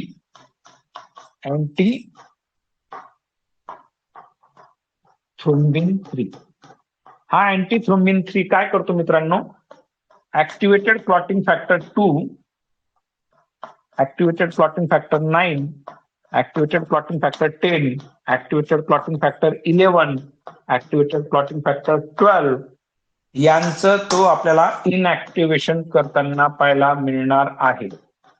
ठीक आहे,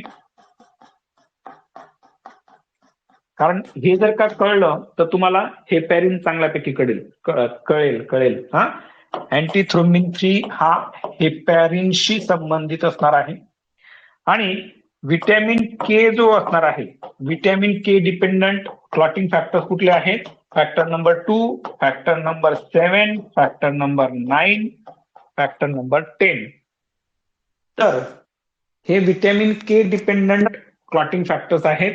आणि आपला वारफॅरिन जो असणार आहे, वारफॅरिन हा अँटी व्हिटॅमिन के ड्रग असणार आहे. तो व्हिटॅमिन के च काम करू देणार नाहीये आणि या कारणामुळे म्हणजे इनऍक्टिव्हेटेड व्हिटॅमिन के च तो आपल्याला ऍक्टिव्हेशन होऊ देत नाही आणि त्या कारणामुळे आपल्याला व्हिटॅमिन के ऍक्शन मिळत नाही. म्हणजे हे जे काही क्लॉटिंग फॅक्टर्स असणार आहेत हे ऍक्टिव्हेट होताना पाहायला मिळत नाही. म्हणून आपल्याला वारफॅरिन अँटी कोॲग्युलंट इफेक्ट प्रोड्यूस करताना पाहायला मिळणार आहे. असं जरी असलं तरी उद्या परत आपण अगोदर कोॲग्युलेशनची जे कॅस्केड जो असणार आहे म्हणजे एक्सट्रिन्सिक फॅक्टर इंट्रेन्सिक फॅक्टर हा परत एकदा समजू, थोडीशी रिव्हिजन करू आणि उद्याचा जो आपला हेपॅरिन हा महत्वाचा टॉपिक आहे त्या संदर्भात आपण चर्चा करणार आहोत.